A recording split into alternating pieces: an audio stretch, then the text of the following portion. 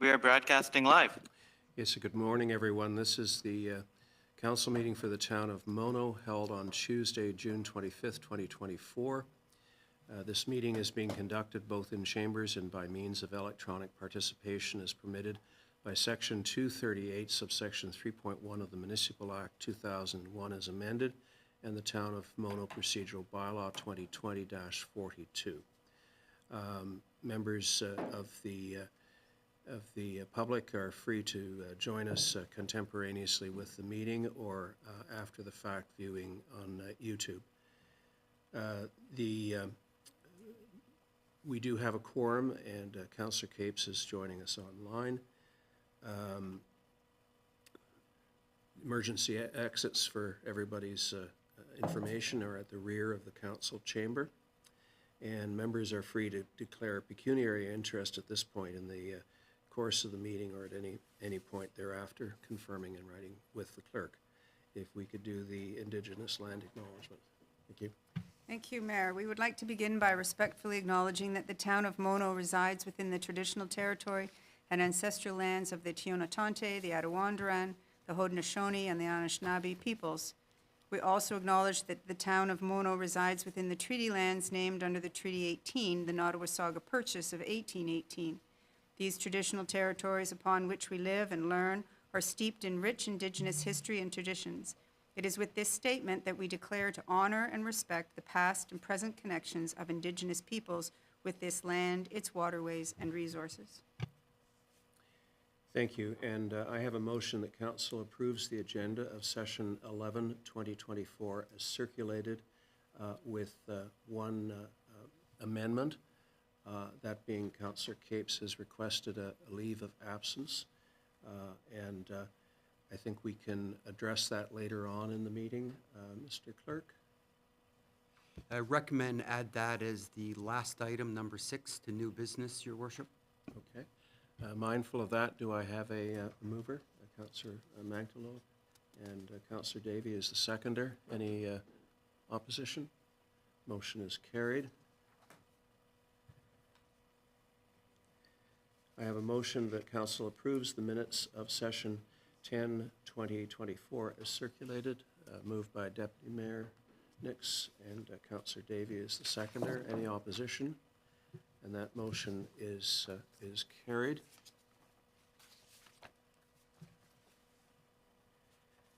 I have a declaration to celebrate the longest days of the year, whereas Operation Smile Canada is a global medical charity providing free, life-changing surgeries and medical care to children born with cleft conditions around the world. And whereas every 3 minutes a child is born with a cleft condition and lack of access to safe, efficient surgery means that an easily treatable condition like cleft lip or cleft palate can become fatal. And whereas Operation Smile Canada believes every child born with a cleft condition deserves exceptional surgical care, and whereas Operation Smile Canada Celebrate the Longest Days of the Year campaign will unite Canadians from coast to coast as they raise awareness and funds to support this important cause, and whereas the citizens of Mono are encouraged to get involved today and make somebody smile, for as little as $240, you can help a child smile and change their life with free, safe cleft surgery and comprehensive care. On behalf of Council, I do hereby proclaim June 2024 as Celebrate the Longest Days of the Year in the town of Mono in support of Operation Smile Canada.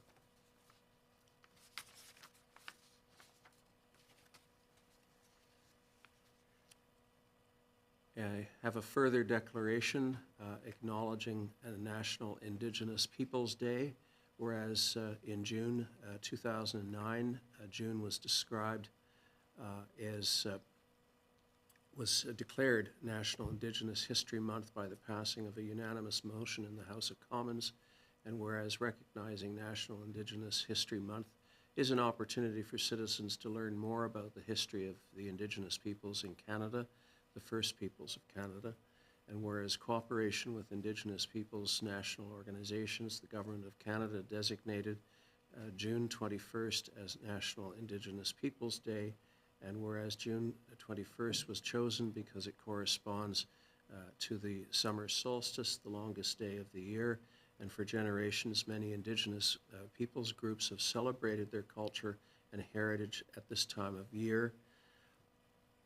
And whereas National Indigenous Peoples Day is an opportunity to become better acquainted with the cultural diversity of First Nations, Inuit, and Métis people, and to discover the unique accomplishments of Indigenous peoples, on behalf of Council, I hereby proclaim June 2024 as National Indigenous History Month and June 21st, 2024 as National Indigenous Peoples Day in the town of Mono, and urge all residents to take this opportunity to celebrate and recognize the contributions of Indigenous peoples to our community.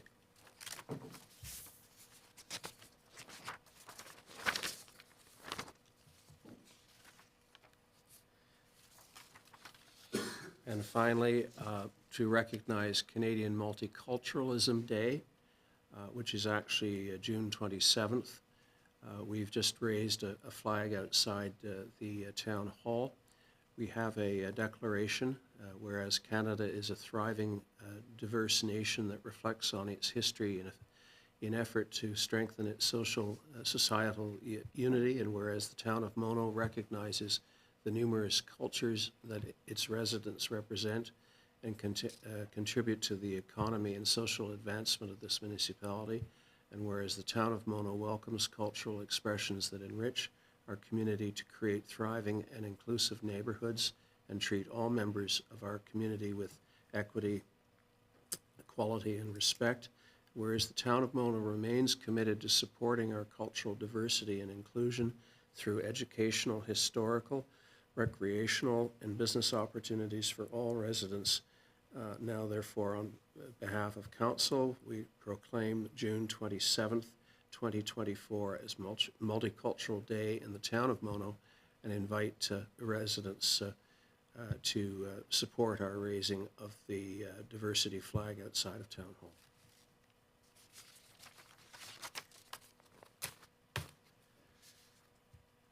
Okay. Any questions or comments on that? Next item on the agenda is public question period. Do we have any submitted in advance? Your Worship, we had 3 questions submitted overnight, all of them from Mr. Hussein, so I'll go through each individually. The first question is with regards to the noise bylaw for lawn tool usage, etc.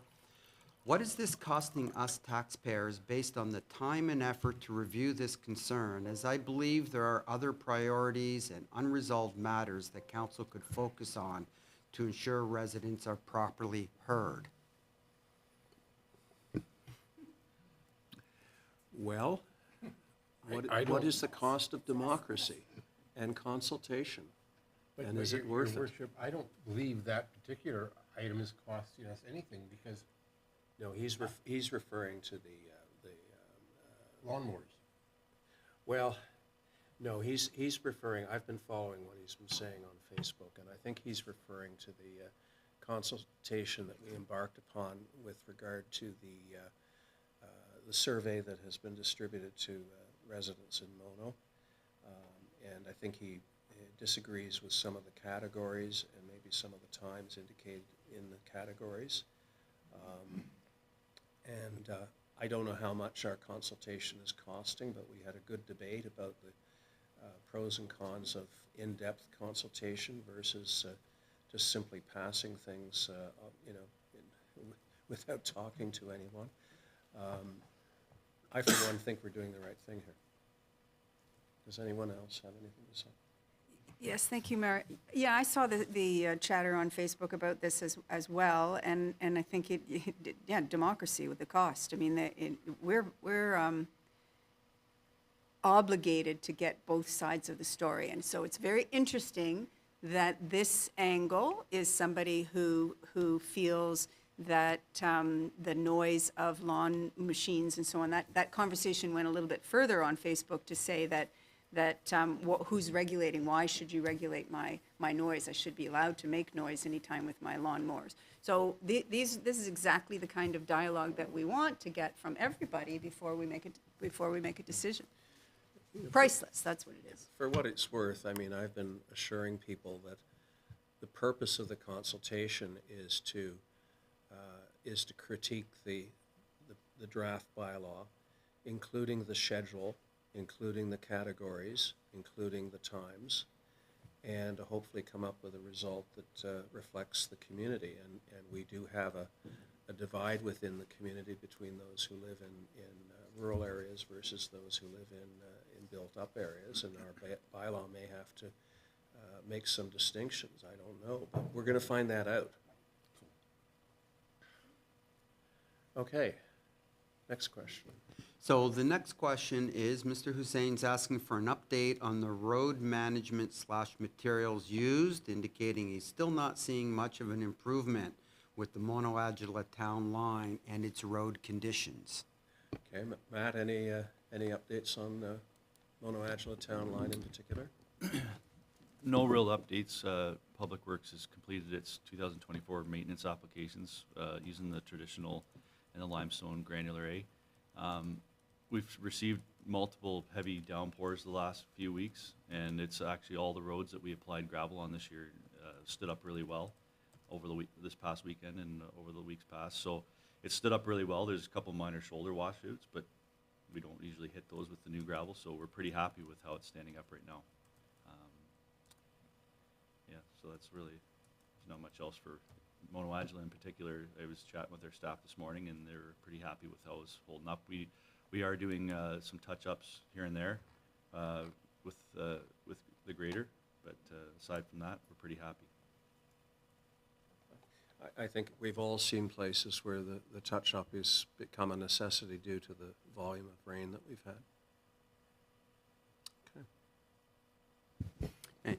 And the third question is, can a resident opt out of having town-related paper mailers sent out to help with the overall going green strategy in the county? That's a good question. So I can add to this. The mailings that we do, such as the periodic newsletter or the noise survey, are sent by unaddressed ad mail. Unaddressed ad mail, you have to send it to an entire mailing walk. You can't pick or choose. We use that because it's roughly 1/10 the cost of addressed ad mail. So to go to an option where people could opt out, we'd have to go to addressed ad mail. So it would reduce our number of mailings, depending on how many people opted out. But it would likely increase the overall cost because of the differential between printing and mailing costs. Les? If I could just add to that comment by the clerk, from my own personal experience, I don't like getting flyers either from Canada, like through Canada Post. So I just put a note on my mailbox, no flyers, no advertising, please. And my mail carrier respects that. So perhaps that option can be used if you don't want any flyers from us. Interesting. Thank you. There is something, in a communal box, there is something specific that you have to do. And I don't know whether it was something that was from the post office or there was something specific to do as opposed to just back in the day when your postal guy would come and you'd be able to actually talk to them eye to eye. But yes, you could make it so that you didn't get them. But what is the actual cost? If we send out to our 7,000 residents, when you say it's 1/10 of the cost, what would be the cost if we put a stamp on everything and sent it out? I don't have the price on my hand. Is it over $1 now? It's over $1 per envelope, but we know that from mailing out our tax bills and arrear notices. Whereas, like the clerk says, it's like 30 cents, perhaps, bulk mail. And to be clear, we try and do this as efficiently as we can by utilizing such things as water bill mailers and tax bill mailers. And I think what he may be objecting to is the quarterly news newsletter, which I think is something that most people appreciate. And of course, the surveys that we've, this is, I think, the second survey that we've done municipal-wide. The first one on, was it fireworks? The fireworks. Fireworks. And then the DEI too. We did DEI. And, you know, and I think we obviously will have consideration for at what stage do we do a mailer to the entire town, and when do we rely on people to, you know, maybe do an online survey. But I think we do it economically, and you know, the municipality is showing that it does care about people's views. And I've had a lot of individuals over the weekend tell me that they have filled out our noise bylaw survey. It's not rare that we get criticized for not actively engaging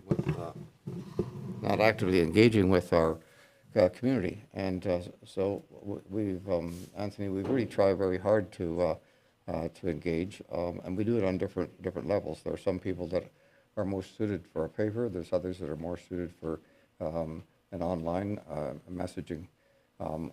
We do get a lot of feedback about our newsletter as being a very productive way of reaching out to people and giving them information.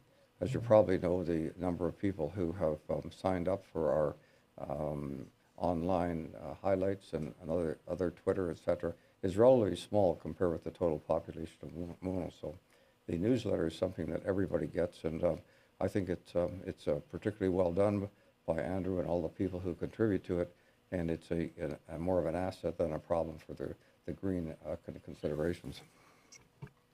Can I ask for clarification with respect to our newsletter? Does that go out? Does the staff know? Do our newsletters go out as a full-on mailing so that we're for sure that we're only sending it to our houses, or does it also go as an unaddressed ad mail? So that goes as unaddressed ad mail, similar to the capture may sometimes be more. But it's definitely, as noted, the financial cost. One thing to note about the paper for the newsletter is on recycled paper. So it's one move. And as we move through our corporate climate action plan, council will be asked to go digital.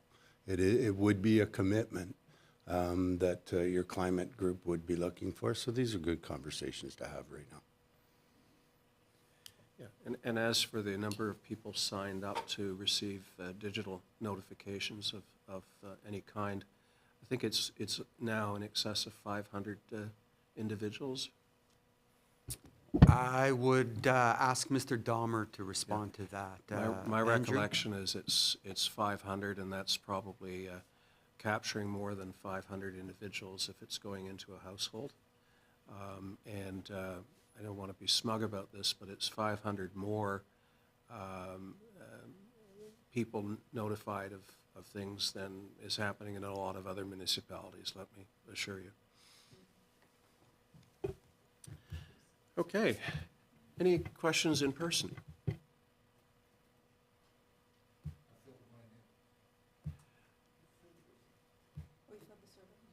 You filled in? Okay. Seeing none, any online? I don't see anyone online. Okay, next item on our agenda is a statutory public meeting, development charges bylaw background study. And I have a motion that we adjourn the regular meeting of council and go into a public meeting to discuss a development charges bylaw. Do I have a mover for that? Councillor Manctalo moves, Deputy Mayor Nick seconds, and welcome.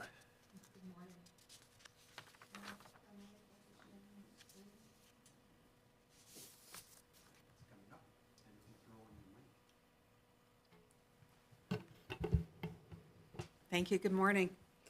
I am here to walk you through a high-level overview of the If we could development. just have your name for the Oh, record. sorry, yes. And the firm. Nancy Neal from Watson and Thank you, and Nancy. Associates Economists Limited. Just walking you through an overview of the development charges background study, and the requirements of the Act prior to your consideration in the weeks to come of passing a new development charge background or bylaw.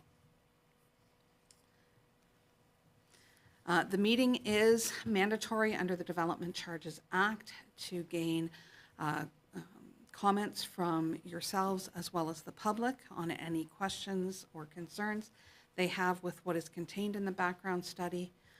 It is required that the background study is released at least 2 weeks prior to today's meeting and at least 60 days prior to your consideration of the bylaw. We have met those requirements as the background study was issued on May 16th. Now, we did issue a minor amendment to that as well earlier this week because since we released the background study, the Development Charges Act has had a refinement, and we had to speak to that to ensure that what's coming forward in the draft bylaw is in line with the current legislation. Development charges do follow a established practice in Ontario that has been in place now since 1989, and it allows municipalities to recover costs from growth where there is an increased need to expand services. They are then costs that would not be borne by your existing property taxpayers. You are able to pass a bylaw for those capital costs in respect to additional growth in both residential and non-residential development. And they are, the capital costs included are in addition to what a local developer may be required to do. If you think of a subdivision, for example, the developer may be required to, as a local service, provide the internal roads, sidewalks, street lights, et cetera, in that development. The costs that go into the development charge are larger projects that have a broader benefit to multiple developments happening throughout the township. As mentioned, the first Development Charges Act was put in place back in 1989. Prior to that, municipalities could collect through the Planning Act a lot levy at the time the lot was created for capital costs. But that 1989 Act really allowed municipalities to collect 100% of the growth-related costs for any services that they provided where expansions was needed. In 1997, there was a major overhaul of the Act, and it introduced mandatory exemptions, discounts, and other limitations on some services. And that took municipalities, depending on what you provided and what your needs were, down from 100% being able to recover to around 75 to 85% for most municipalities. Since that 1997 Act, which is the one we're still working under, but you can see to the right, there have now been 10 refinements to that Act, a majority of which have further reduced what you can actually recover from growth. The last one there, Bill 185, that just passed and received royal assent on June 6th, actually added some things back in that you can recover for and removed a mandatory phase-in that was going to be in place for new bylaws. So Bill 185 actually has helped you, where some of the others have hindered you further. Sorry, do you want to, is there a question there? May I just jump in to ask if in 1997 things went down to 75 to 80%, after all these 10 things and giving us a little something back that they took and everything, what's the percentage now? It really depends on what municipalities are collecting for. I think the biggest hit was going to be the mandatory phase-in, where you could only impose 80% of the calculated rate for year one, and then add 5% every year up to 100% over 5 years. And so that was the most recent one that was put in place that hurt municipalities. And of course, whatever you can't recover, it's gone now. So other than that, some of the other... Of 75% or less. Right, it would be somewhere again around that, probably 70 to 80% now, based on the restrictions that still apply with mandatory exemptions and discounts, because there has been quite a few additional exemptions added, and I've got a slide coming up related to that. Just as an overview of the calculations that the Development Charges Act requires us to undertake, we first have to identify the amount, type, and location of both the residential and non-residential growth that's anticipated. We then look at the services that you provide and which of those are eligible for inclusion in the development charge. Working with town staff, we look at those that have an increased need for expansion or upgrade to service growth, and then we have to ensure that there is, council expression that you will, through your budget process, undertake these projects. So it's not a wish list that's been put in here. It is what staff believe are the required needs to service the growth. We then look at that. There are some calculated historical service standard that we have to look at, which provides an upper limit of what you can include going forward. So even though you may have more growth-related costs, that historical calculation that we have to undertake may limit what you can include going forward to be recovered through development charges. Once we have all of that, we try and identify the capital project specific and those costs. And then there's some mandatory deductions we have to do to that. Uncommitted excess capacity is one of them. Grant subsidies or other contributions where you share services with other municipalities.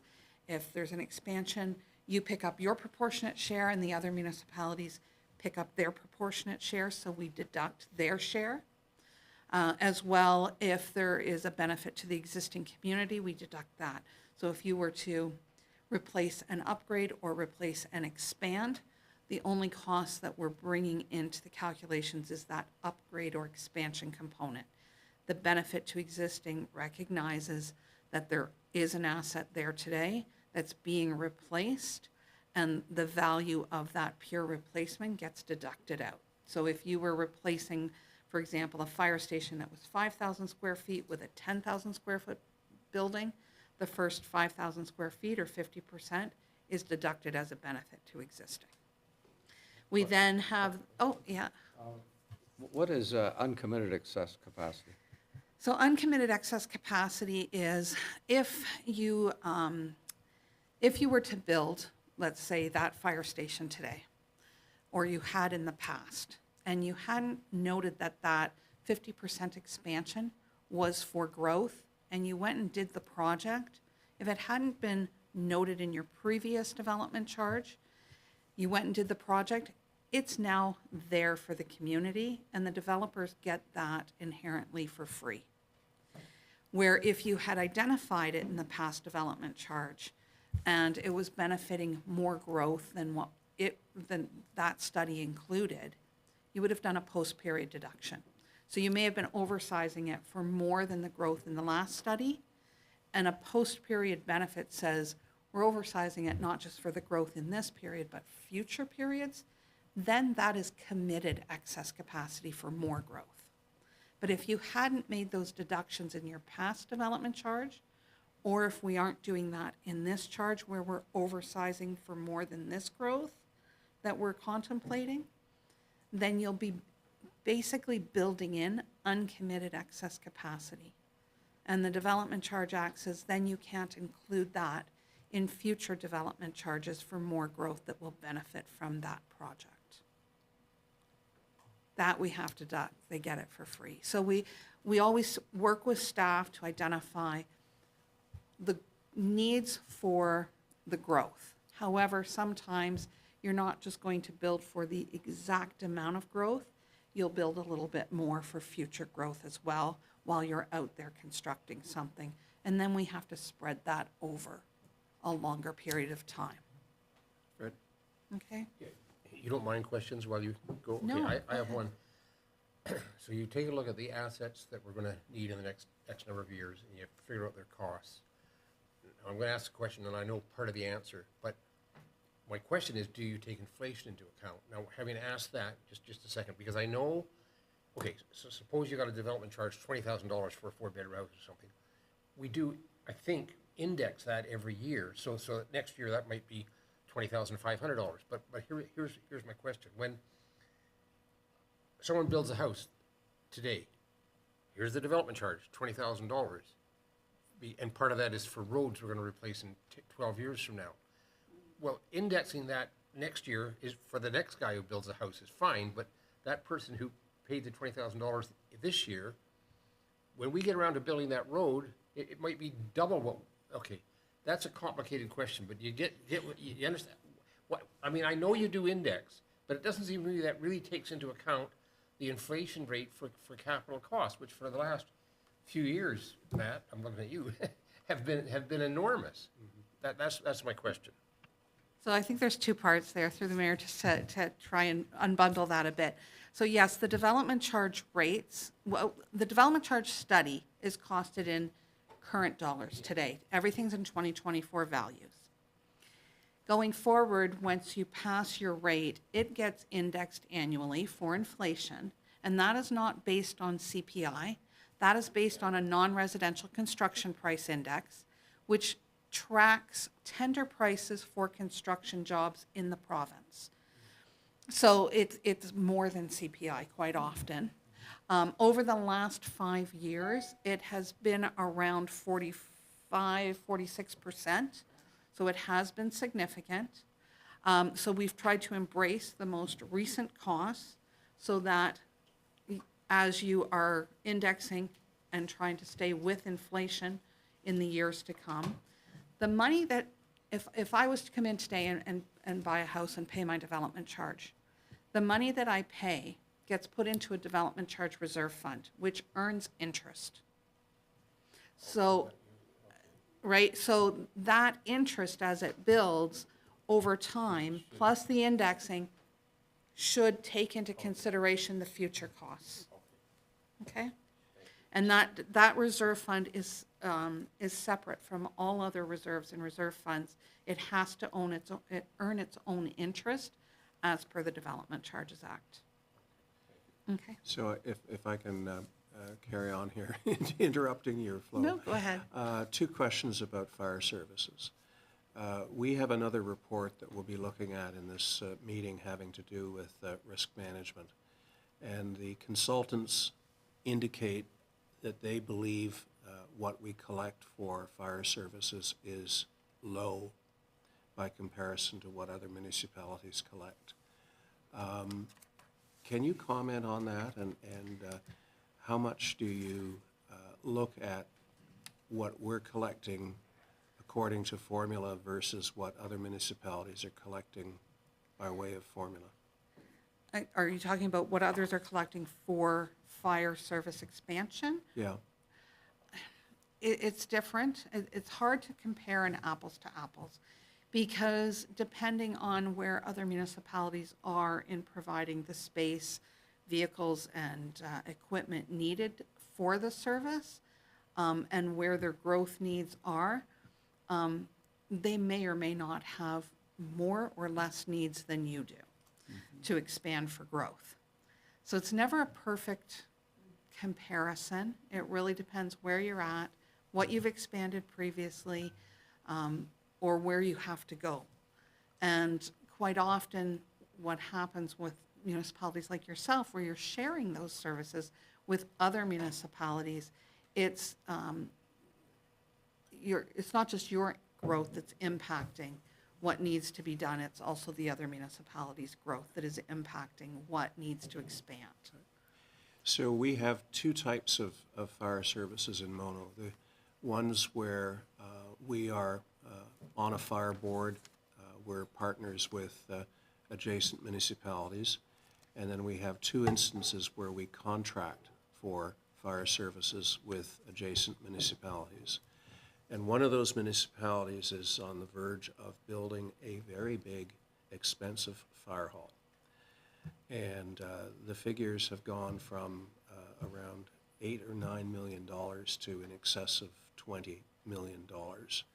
And I don't know what the status of that project is, but the question I asked some time ago was, are we entitled to, as the purchaser of a service, are we entitled to collect a development charge for our share of them having to build a new fire hall and increase their capacity? Yeah.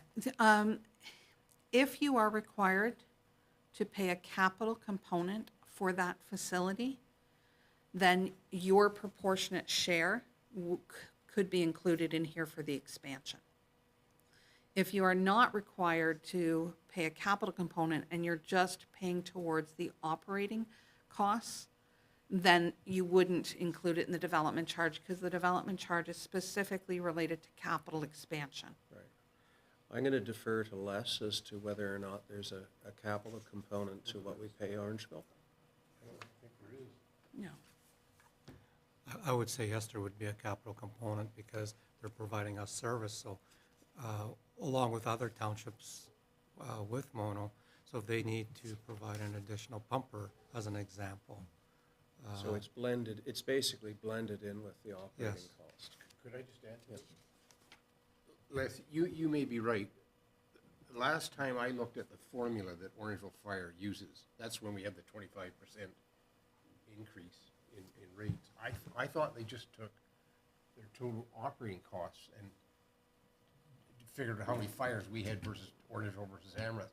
Now, I might be wrong on that, but if that's the way they did it, other than the capital they expended that year, no, it wouldn't even include that. It was just, wasn't it really just operating costs? Now, Part of that operating budget is also a transfer to capital reserve, so basically, which does fund future capital projects. So that would be part of that.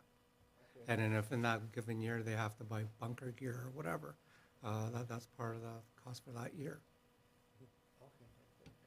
What we'd need to be able to unpack is whether or not part of that capital cost is for replacement of their existing, which is a benefit to existing, versus whether or not a portion of that transfer to reserve is to actually pay for expansion of capital. And it was our understanding that from Orangeville that was not the case.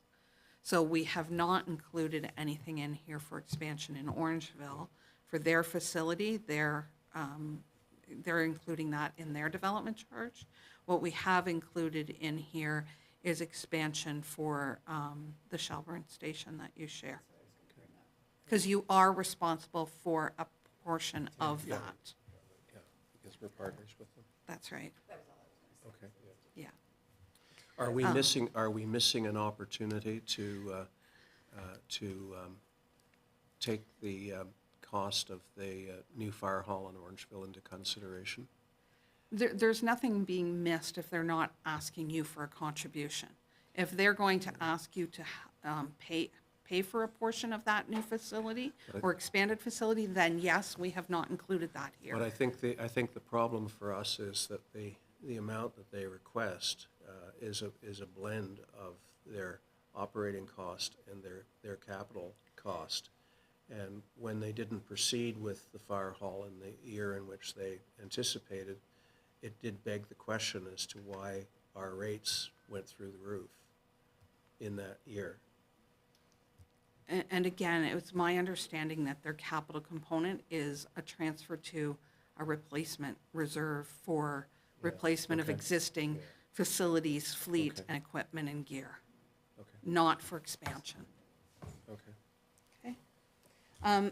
Just back to the calculations, once we've made all the deductions, we come down to our net development charge costs, and we then divide those net costs back into the growth that we identified in the first step, and that's how we generate the costs. The residential is then it's calculated on a per capita basis, and then that per capita amount is multiplied by the average persons per unit in different types of residential units based on, single and semi, for the size of them, number of bedrooms, multiples like townhouses or apartments. On the non-residential side of things, that cost that benefits the non-residential development is divided into the square footage of new buildings that we anticipate, and that comes up with a cost per square foot or per square meter. okay, on your estimate of growth, and I understand how you did it, but I have a conundrum here. I think you said by 2030, 2034, we'll have 230 more people, and by 2036, we'll have 280 more people. And that's fine. I know how you got those numbers. My problem is we're sitting here with two fairly large developments facing us on our desk, and those two developments alone would be 569 new housing units. Using your 2.9 density figure, 3 is easier to multiply by. That could be 1,700 new people in the next decade. Now, you of course, it would be speculation on your part to take that into account because we don't know if those applications are going to be successful. So I'm not criticizing how you did it. What I want to know is this. You've made the assumptions you had to, which implicitly assume those developments will not go ahead. I mean, if you'd included them, then I would be saying you implicitly assumed those applications were going to be successful. We don't know, but my question is this. What happens if those development applications are successful and by next year at this time, we know we're going to have a population increase of over 1,700 people? Do we redo the study? Through the mayor, you don't have to redo the study. You would continue to collect the development charge towards them. If more people come, you would assume that there would be more infrastructure needs. And so as much as if you went back and updated your study to include more growth, you'd probably have to also include more capital costs related to that growth. And that would then, hopefully work out to around the same charge. Because it's going to be the new capital cost divided by the new population, which should, on a per capita basis, should be roughly About the same. So where we may have made some post-period deductions for additional growth, those costs would now come into the calculations to service that additional growth. So it's not just increasing the denominator of the calculations. You'd also have to increase the numerator, which is the capital costs associated with that growth. Therefore, staff may need to advance additional capital costs if that additional growth comes. So the development charges would not change? They would not change unless there was some project that had not been identified at all that was significant that needed to be added in to service that additional growth. But these two projects have been identified, but they're not they're not being considered by your study. Sorry, the two developments? The two developments that are being proposed that Fred has referred to, they're known to be out there, but they're not being considered by your study. Unless maybe you can... I think to help with this discussion, I think during our staff meetings with Nancy, we had to go with what is known. So, because we don't know what's going to happen. Realistically, we could guess, but it wouldn't be an accurate guess. So what we know now, and like Nancy says, you may have additional capital costs, but now you're collecting additional development charges to offset that. The cost per capita does not change. Hopefully, yes. But the capital charges that we've come up with, $32,000, for example, for a 4-bedroom, would stay, Correct. even if we had twice as many or 3 times as many people coming in. That's right. And if there was significant changes, there's nothing stopping you from going back and updating your development charge background study. If that came forward, those two developments, and staff were identifying that there was more than the average cost that we have per capita that was required because it triggered that next level of improvement, that's when you could go back and update your development charge study. Well, one of the applications, one of them, not both, anticipates there will be a new sewage treatment plant, a new drinking water system, which of course the developer will pay for, but then once it's turned over to the town, down the road, those are going to be our costs. I don't know if that's significant. I mean, it strikes me as a lot of money. Anyway. It is, and those costs, if the developers are putting those treatment plants in as a local service requirement of their development, just like any other capital work, whether it's built by the developer, internal roads, for example, and sidewalks or streetlights, or whether, all of that will eventually get assumed by the town. And the expansion of the projects that are included in the development charge, once they're in place, become your assets that you then have to manage, operate, and eventually repair and replace over time. That asset management component is not eligible for development charges. It's only the initial incremental capital costs that we include in here, not asset management. So the developer would be required to put that in place, and yes, once it was done and approved, it would be assumed by the town, and going forward, you would then take care of it. Yes. Linda, did you have something? Oh, Fred? You had your hand up? No, I was just highlighting the use of microphones, Your Worship. Oh, okay. Okay, go ahead. Moving on, the Development Charges Act does define a number of services that are eligible to be recovered through the charge if you provide those services and have expansionary needs required. The ones that we have highlighted in blue there are the ones that we have included in the background study. They include services related to a highway, which is your roads infrastructure, including public works operations, facilities, and fleet. Policing services, there is a component of capital related to the OPP service that you contract from that we've included. Fire protection, library services, parks and recreation, and Provincial Offences Act, which includes your bylaw enforcement needs. The growth forecast that we're looking at, as you were mentioning, over the next 10 years, we're looking at a net population increase of about 233 people and a gross population in the new units of about 483 people. Extending out a couple more years where we had a capital identified for, that growth in the new units grows from 483 to 580 people. The difference between the net and the gross is that we recognize that in existing households, there is a natural decline over time when kids grow up and eventually move out, or unfortunately older people die off. But in those new units, we tend to see a higher average persons per unit because you have younger families coming in to start out, or they're building their family while they're in those units. So we do recognize in the new units, there is more people typically. Those people will be housed in an estimated 150 new units over the 10-year and 180 over that 12-year period.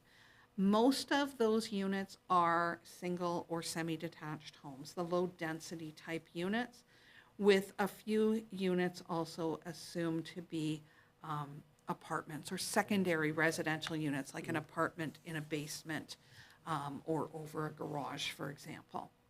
Sorry, can I just ask a question on that? Yep. Because it struck me when I looked at that number, 180 new houses over 12 years. to 2035. That's identical to the number that we developed, or the consultants developed in the county municipal comprehensive review, which assigned population to various parts of Dufferin County. And I forget what the number they assigned to us, but the bottom line was by 2051, we had to plan for 180 new houses in Mono. That's what the municipal comprehensive review says. Your figures are saying we have to prepare for that by 2035. I just wondered why the difference in the two estimates? When we're undertaking the growth forecast, we look at a number of different documents. You're right, the county's official plan or municipal comprehensive review has less growth for you in this time period. But in looking with staff at the applications that are in the development process, other consultations going on, such as these other two developments, we believe you're going to achieve that sooner than 2051. And so we've adjusted for that. You're assuming those applications are going to be successful. Yes, got it. Yeah, so we haven't gone to the full extent of them, but we do believe you will achieve the additional 180 units before 2051. Okay? On the non-residential side of things, we are looking for between 19 and 22 additional employees that will be housed in commercial, industrial, and institutional buildings, adding over the 10 years about 19,500 square feet of new building spaces, and over the 12-year period, just over 23,000 square feet of new spaces. What you can see over the past 10 years, you have been averaging just over 40 units a year. However, you will see that you have been quite a bit lower from that over the last 7 years because you had, 2014 to 16 were very high growth years. The units that we've looked at to include here going forward averages about 15 units per year. So still in line with where you've really been over the last 7 years in keeping. If we had stayed with the municipal comprehensive review, you would have been a lot less than that. And we didn't feel that was realistic with what's in the planning process. I know this slide is small. There's a lot of detail there. But through the services and working with staff, there was about $33 million worth of gross costs identified for projects in the various services we've contemplated. You can see there, we've made a deduction of over $4.9 million for post-period benefit. That is the cost that would then benefit that additional growth if it actually comes forward into this period.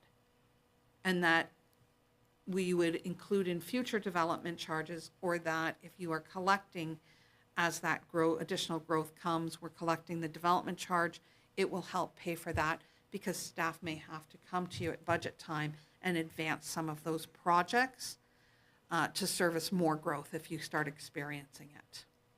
Other deductions of $142,000 and change have been made. Again, that relates to things such as services that are ineligible for DCs, contributions from other municipalities on shared services, so we're only picking up your component. And then we also deduct the benefit to existing, which is that asset management replacement component. You're going to replace a road and expand it. What's there today is asset management. And then there's some other grants, subsidies, and contributions we're anticipating of about $1.44 million. So of that $33 million, what is included in the calculations for this amount of growth is just over $4.8 million, with $4.5 million of that benefiting the growth on the residential side of development, and about $313,000 almost on the non-residential side of things. I'll stop because I see questions. Okay, I understood everything you said on that chart, but I am confused about your second step. Maybe it's because I'm a slow learner. Post-period development charges of 14. Could you just say that again slowly and just plain English? Why wouldn't the development charges that we set, why wouldn't they capture all these future costs? What am I missing? We understand that some of the projects that have been included will benefit more growth than the growth we're anticipating in this calculation. So we are expanding plus. Oh, So we're okay. expanding for this growth plus for additional growth outside of the That's the forecast period. 14.89% or whatever, 95, yeah. Right, so that 4.9 million will eventually get picked up in future development charge calculations and be paid for out of development charges.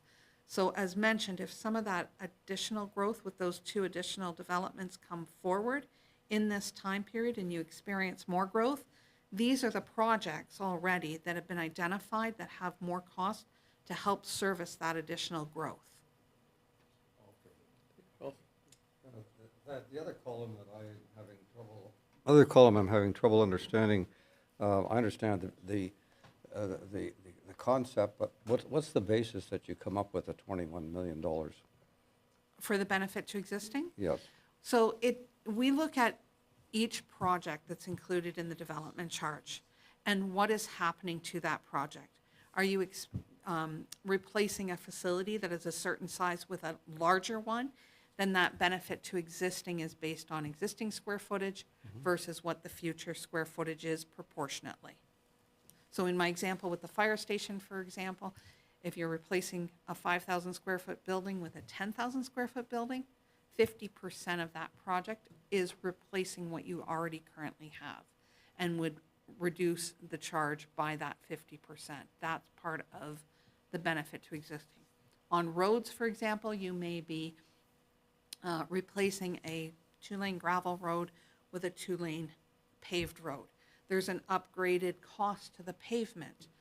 The existing gravel road is there, but now you're looking at the expansion or the upgrade, or you're going from 2 lanes to 3 or 2 lanes and also adding paved shoulders for walkability and safety, allowing a car to pull off and allow other traffic to continue.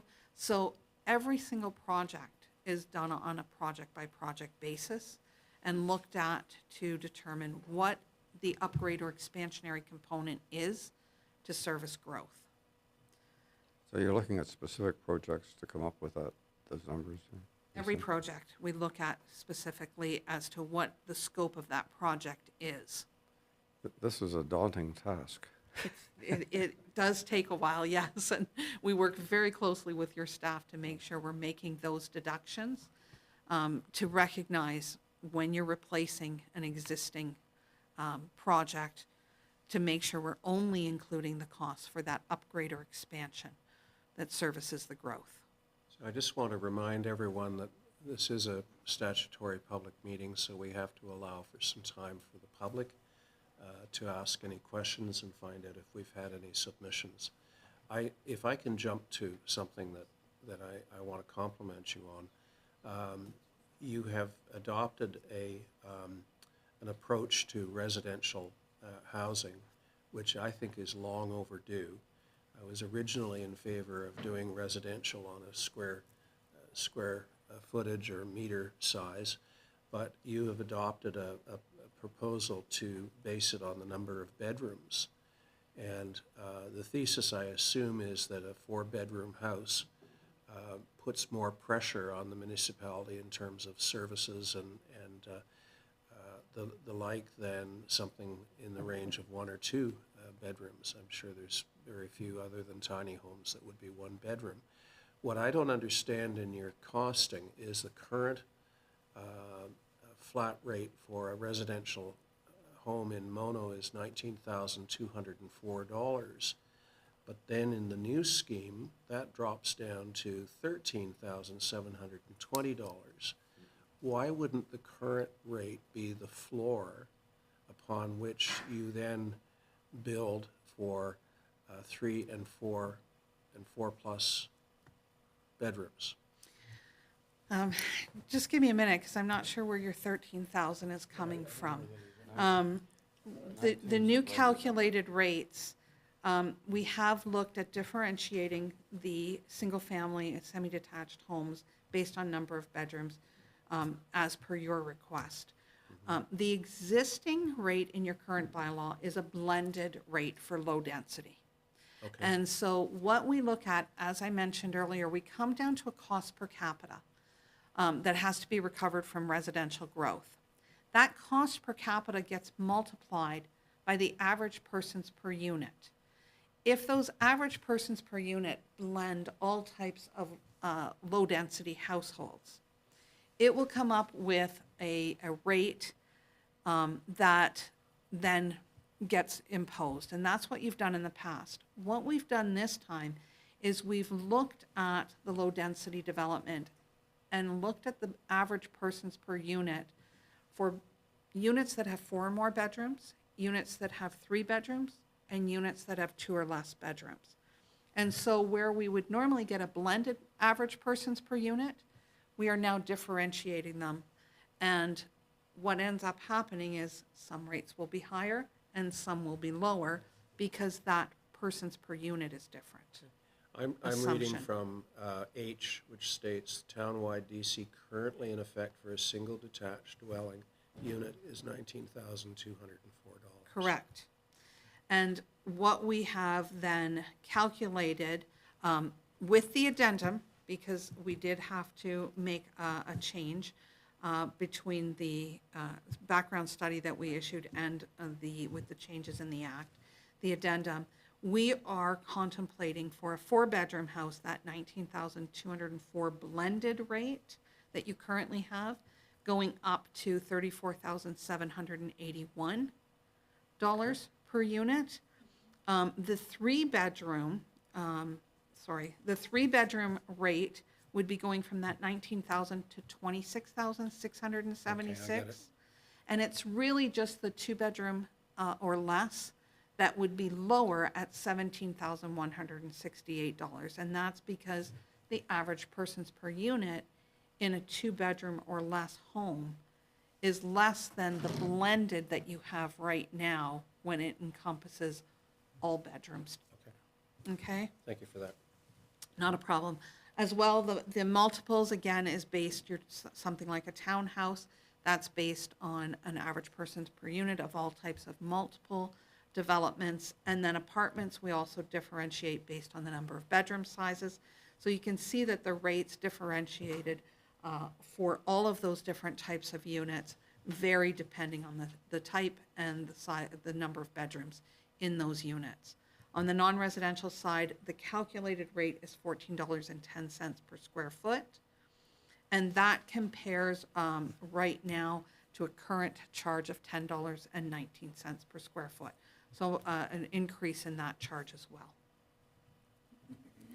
Where you compare to others around, you will see that this is busy, and I'm sorry for that, but there are a lot of municipalities like yourself that are currently undergoing their development charge study process. Some have released their background studies. Where that has happened, we've shown their current and their calculated or proposed rates as well. Others are still in the process, such as Orangeville. They haven't gotten to the point of releasing their background study yet, but they are also underway with their study. It's a little bit later in the process and won't be coming forward until later in the summer or early fall. Where you are currently, that blue line is your blended current rate. The pink line is the calculated 3-bedroom rate, and the yellow line is your calculated 4-bedroom rate. Now, we have shown there not just your development charges, but also the county's development charges and the education development charges, so that you have an apples to apples comparison of when someone comes to the building counter to pay their development charges, they're paying not just the lower tier, but also the upper tier charges as well. And we show all of that because in some 2-tiered systems, such as Peel Region, the region is dealing with the water and wastewater treatment versus the distribution and collection that is done at the local level. So there is some differences there. Ralph and then Fred. Yeah, just, No, I'm fine. oh, I'm so- sorry, Ralph. That's fine. Yeah. Just on that chart, which I'm reading on screen here, I get it. We're about in the middle, but I'm knocked out of the water to look at town of Caledon. I mean, $134,000 for a new house, a development charge. $134,000. I'm not doubting you. I'm just gotta say I'm flabbergasted. And the majority of that is related to the water and the wastewater services. A good majority of that That is brings- water and wastewater. Brings me to a question. I guess you're familiar with Michael Fenn's report, Yes. wherein he suggests, former Deputy Minister of Municipal Affairs, wherein he suggests that every new house triggers an average cost to the municipality of about $100,000. Yes, and that's not wrong. And if you look at your existing asset management plan, and I don't know if Les has this kind of data available at his fingertips right now, but smaller municipalities like yourself average with all of the assets you have in place today, current value, somewhere between $100,000 and $150,000 of assets that you provide for every household right now.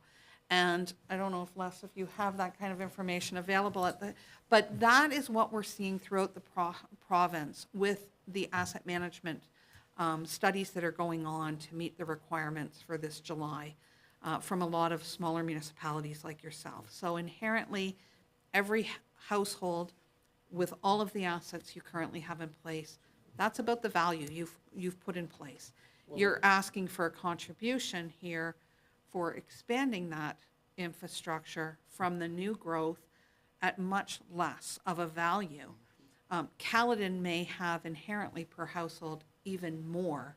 They may have 200 or 250,000 per household invested when you look at the assets at both the regional and local levels. Am I allowed another dumb question? Melinda first. Can Elaine ask a question, please? Oh, sorry. Elaine?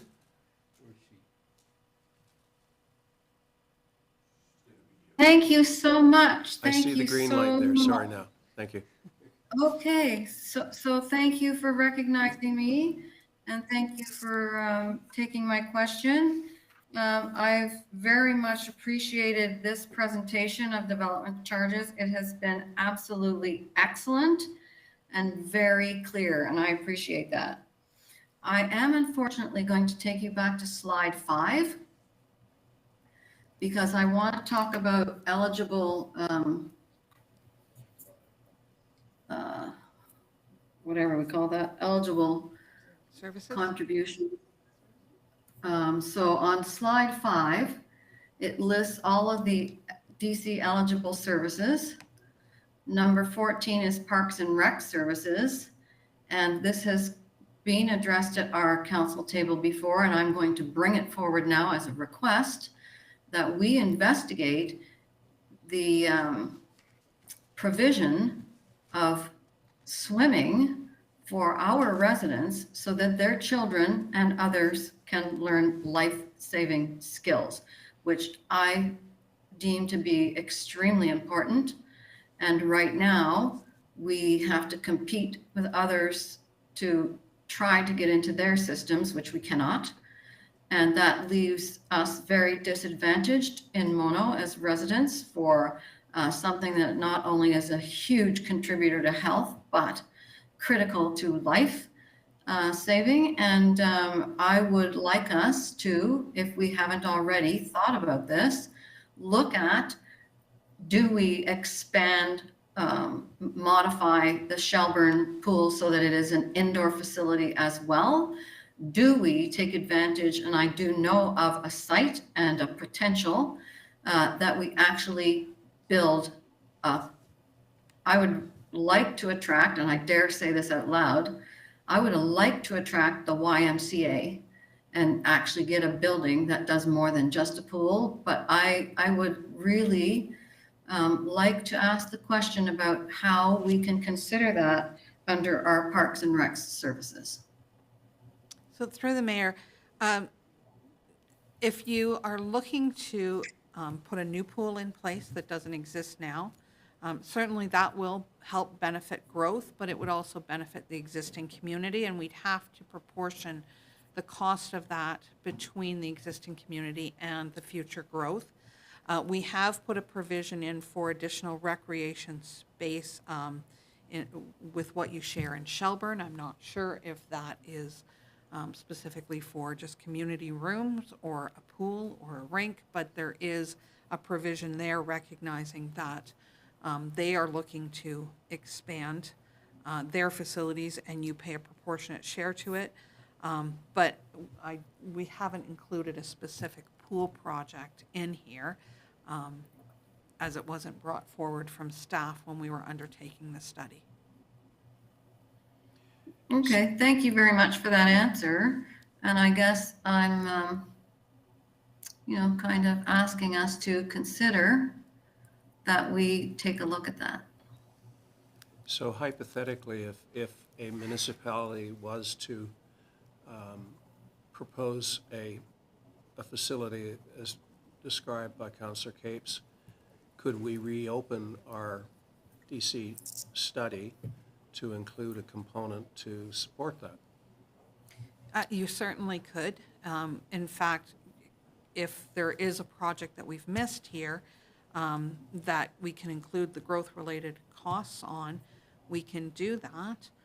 We just have to be mindful of getting something out in the public realm. It would result in an increase to what we're presenting today.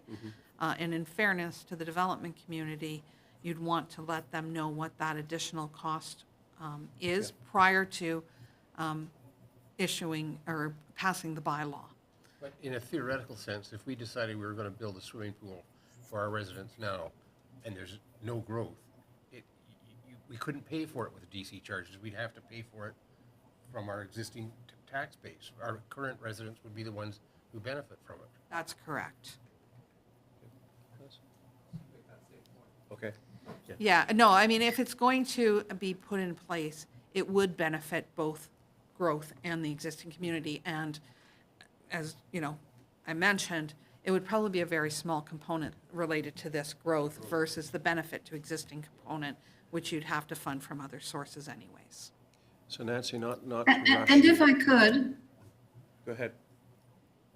thank you, if I could just add, like, the development that has taken place in the south of Mono has been huge. And I would say that part of a benefit to that existing community, and I know this is going backwards, could have been to consider recreational services around offering a pool that we didn't, sort of harness at the time or contemplate at the time. But still, that's a huge population of people with families, with children, with some of them with pools. And so it would be very applicable to that development. And I know it's already happened, but I don't know how you work with that. So through the mayor, yeah, unfortunately, the Development Charges Act doesn't allow you to go retroactively back and put something in that has not been identified in the past. What it does allow you to do is identify from this point forward what your growth needs are, and they may include projects that benefit both the existing community and the growth community. Right. Thank you. Welcome. Just moving on, I only have a couple more slides Okay, there. because we do need to get to the Yeah, public. just a comparison again of the non-residential commercial rates. Again, your blue line is your current rate, and the yellow line is the calculated proposed rate. Again, in comparison to everyone else. And then your industrial rate, slightly different because some municipalities discount or fully exempt industrial development. And so you can see a few at the bottom there don't impose any industrial charge at all. And that's what differs from the commercial rates. The DC policy that I talked about early on, where there has been a lot more statutory exemptions or discounts or deductions that have been put in place since your last bylaw, and we've included in the draft bylaw. The 50% expansion exemption to industrial buildings, that continues to be required as a statutory reduction. So if I have a 5,000 square foot industrial building, I can build an additional 2,500 square feet onto that and not have to pay anything. Anything over that 2,500 square feet, I would start paying the charge on. Residential intensification, so I can expand my existing home without paying a development charge. There is also new additional residential units that I'll get to, and they can be in the existing home or ancillary to that. So I could have build a new home, or from my existing home add up to 2 additional units, and you can't impose the charge. That could be a basement apartment and then a garden suite or granny flat in the backyard. So you can have those units that are ancillary. They are mandatorily exempt. As of June 1st of this year, the affordable and attainable residential unit full exemption came into play, and that overrode your existing bylaw. The province has released, or the ministry has released, a bulletin that provides the thresholds that staff measure against as to whether or not a unit, whether owned or rental, is considered affordable. If it falls below those thresholds, then the charge is fully exempt. The attainable, as much as it is in place now, still needs further regulation to define it that we're waiting on, because right now it's just defined as it's not affordable and it's not rental. But what that means, we don't know. So but that could come into play any day. So that's it. If you ever have an inclusionary zoning bylaw and there's affordable housing identified in it that differs from what the affordable definition is in the DC Act, then those would be fully exempt as well. Nonprofit housing is fully exempt. Universities receiving ongoing funding from the province of Ontario is fully exempt, even if that is a small satellite facility.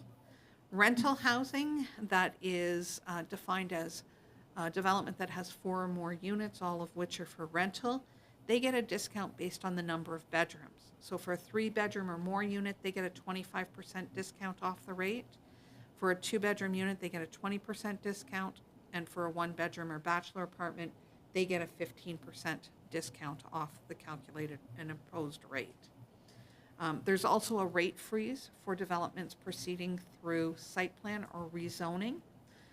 If they applied between January 1st, 2020 and received approval by June 5th of this year, their rate is frozen for 2 years between approval date and building permit issuance, and they pay the rate that was in effect at the application. For any developments that came through those processes that did not receive approval before June 5th of this year, their rate freeze timeline is reduced from 2 years to 18 months.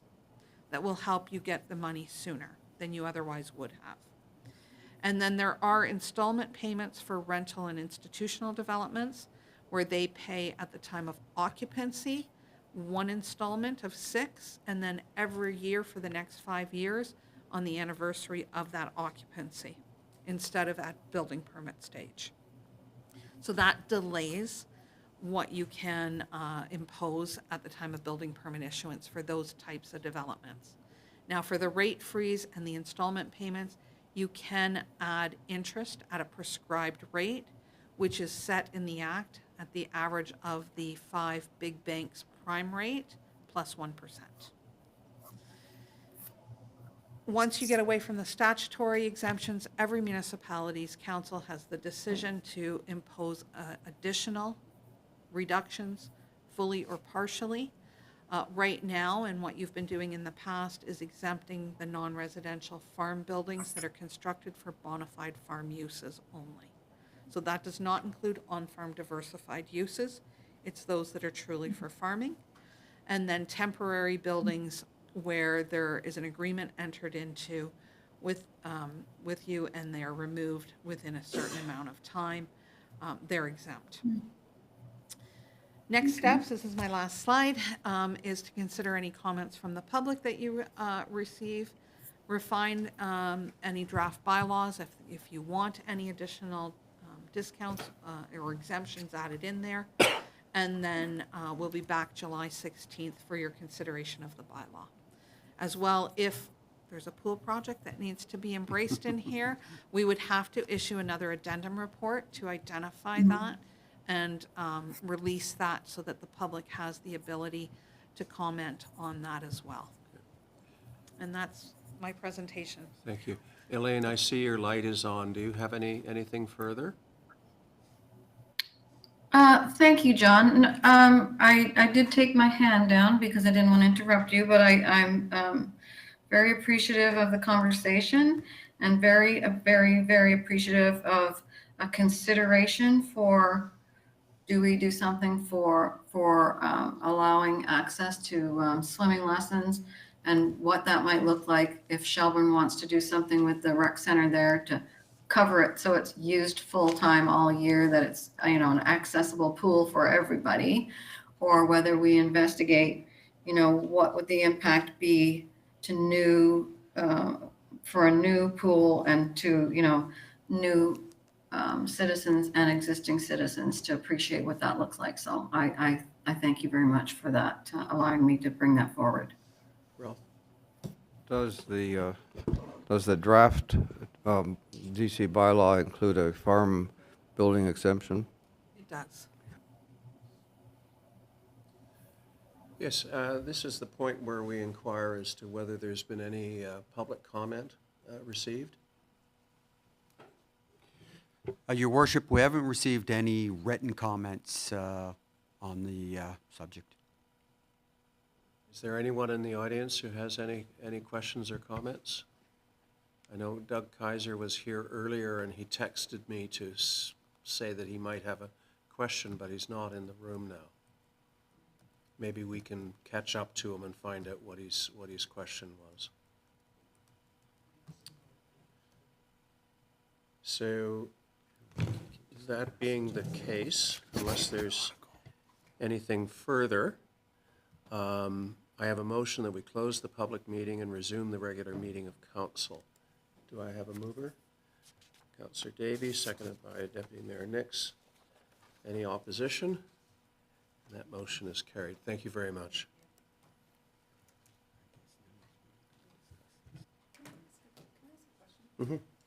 I was wondering, the comment that the legislation says that you have to release the information, and that it came out May 16th, and then this report and the timing and everything, but I only saw it the first time when I got the notification on Thursday. When you say it was released, where did it go? It was part of our agenda a number of meetings ago. A couple of weeks ago? Okay, Yeah. I wondered about that, Yeah. okay. And that would have been pursuant to the statutory obligation to circulate and attract comments. Right, so that Yeah. puts it out there in the public realm a couple of weeks before we Yeah. have this, and now we've still got another couple of weeks before we're actually going to, so Correct. great. Okay, thank you. Correct. Okay, I'm going to propose a break until 10:30, and then we'll come back.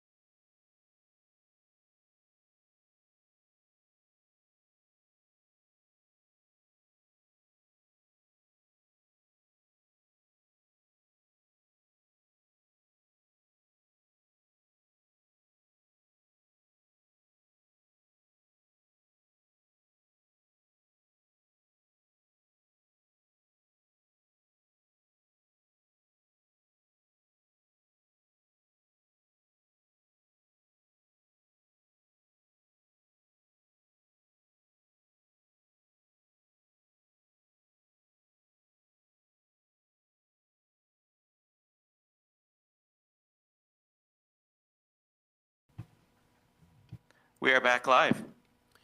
Thank you. And I have a motion that we receive the presentation from Watson and Associates on development charges background study and direct that a development charges bylaw be brought to council on July 16th, 2024. Do I have a mover? Councillor Magdalene moves, seconded by Deputy Mayor Nix. Any opposition? Motion is carried. Next item on the agenda is the Canada Community Building Fund Agreement. I guess this is the old, sorry. Oh, the unfinished business, sorry. Unfinished business list. Any comments, questions? Ralph? To the CAO, do we have any progress on the Hockley Historic Community Hall proposal?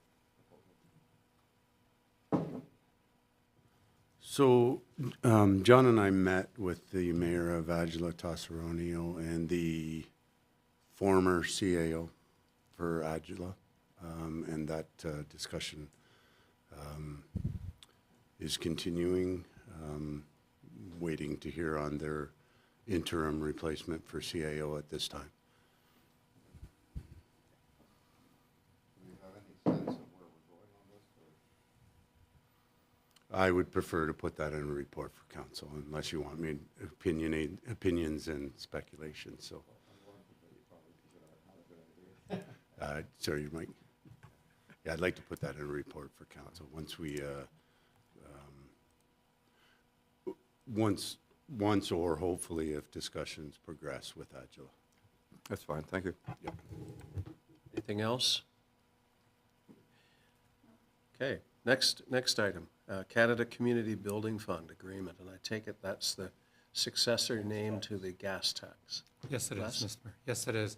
So if we want to continue receiving those funds, we have to sign the agreement. Okay. Put that way.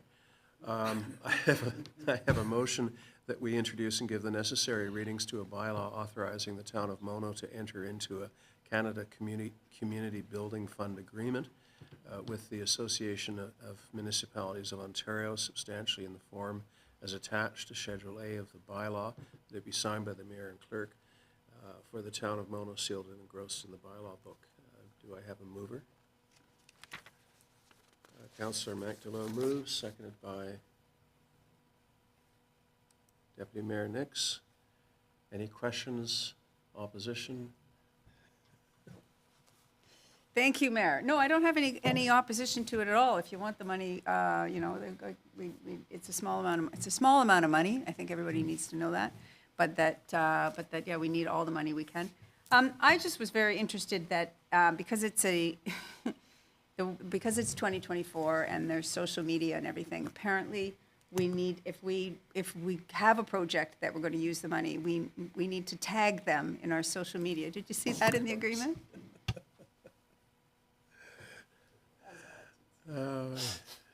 Wow. It's election year. What can you say? Or it will be soon an election year. Okay. So any opposed to the motion? Yeah, Fred? So as I understand it, in 2025, Matt, we're getting over $300,000. Have we decided where we're going to use that money? I guess my question really is, can we use that for the Huron-Ontario Street Bridge? There's a schedule with eligible projects, and roads and bridges are eligible, so yes. So, okay. I didn't know when I looked at it, is the $308,000, is it a surprise? I mean, I don't know how much we were anticipating. Every year we've been receiving between like 280 to 290, okay. So they're just inflating it by a few percentages per year. Okay. Well, and to clarify, I mean, it would go towards it, but you wouldn't be able to put the whole thing towards it, right? Well, we wouldn't have the whole amount anyways, because we do use on an annual basis our gas tax. Elaine, do you have a question? Oh, yes, thank you so much. I have, sorry, I'm backwards a little bit again. The bylaw that you asked to bring the bylaw forward did not include any contemplation of an amendment to consider pools, and I'm not sure how that gets handled when we look at that again. That's a comment. And also, yes? I was going to say, I think we need to have our rep on the Services Board explore the issue with Shelburne. There is some degree of urgency required with regard to the development charges bylaw, to the extent that if we don't deal with it by that date in July, we have a period of time where we have no DCs being applied at all until we get a bylaw in place. And I think it's clear that we can reopen the DC study slash bylaw if there is a project identified that is applicable going forward. Okay, so, right, so there's no real urgency to have an addendum for that now because we can go and look again after. That's my understanding. Okay, okay, that's great. And so again, I'm a broken record here. The Canada Community Building Fund, is there opportunity under that building fund to use money for parks and recreation and again for provision of indoor swimming? Les? I'm just looking for the schedule of eligible expenditures. I don't think it's. Yeah, I couldn't determine from looking at that.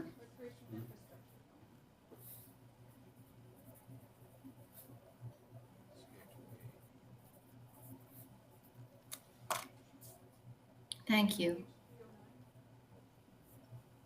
I don't see anything there for pools. Wouldn't it, on page 309, where it gives the Schedule A eligible investment categories, number 10 is recreational infrastructure?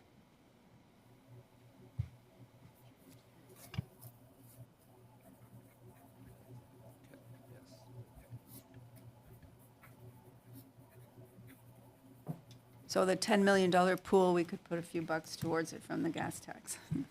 Well, if we're doing it in conjunction with the town of Shelburne with the CDRC, I mean, our share is under 10%. So it's quite feasible we could have our share. Yeah. That sounds fabulous. Thank you. Okay. So, all in favor of the, any opposed to the motion? Motion is carried. That brings us to kite flying bylaw. And I'll put the motion on the floor, and then we can have a discussion that we give second and third final reading to a bylaw to prohibit kite fighting within the town of Mono, that it be signed by the mayor and clerk for the town of Mono, sealed and engrossed in the bylaw book.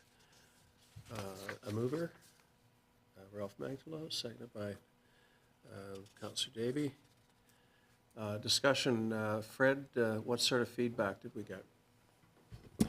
So you'll recall, council gave first reading to this bylaw in March. It went out for public comment, and we actually received 24 comments back.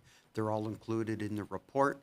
All of them were supportive of the bylaw, and there were no recommended changes given in the comments, so no recommended amendments, which is why I'm bringing the bylaw back as council saw it previously during first reading. So unless council has any suggested changes to it, they could give second and final reading to the bylaw today if you choose. Fred? No, I have no suggested changes. I'd like to compliment the clerk for the fantastic job he's done on this bylaw. Yes. So I'll call the question. Any opposed to the motion? Councillor Davey? Thank you. No, I'm not opposed to the, I just question it in that this has been an example of a bylaw where we really have done a great job with public input. And we ended up with a lot of positive, though I have to say there was some negative on Facebook chatter at the time that thought I was going to come up with I thought when I was reading through them, I was going to find those comments, but I didn't find them. So the idea to do second and third today, and then therefore that's done, is a decision that we would make on a individual basis of each bylaw as it comes. Because if you felt that there was only 2 responses to the survey, or you're feeling like you didn't get any responses, then you would say we haven't got any amendments, but we're going to wait one more time to see that there aren't some fluctuations before we say that this is the new law.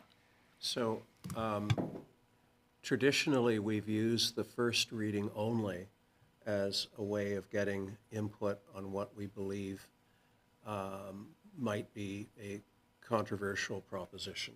Traditionally, we do first, second, and third reading all at once. I've never heard of a situation where we do second reading and then have a pause to then do third reading. I think on this one, we wanted to see if there was any feedback. We got the feedback. And, you know, if council's going to change the process by which it does business where every bylaw has a first reading only, I think that that's something that we have to debate and maybe incorporate into our procedural bylaw. And I predict that it will double and triple the amount of work we do. Can I follow up on?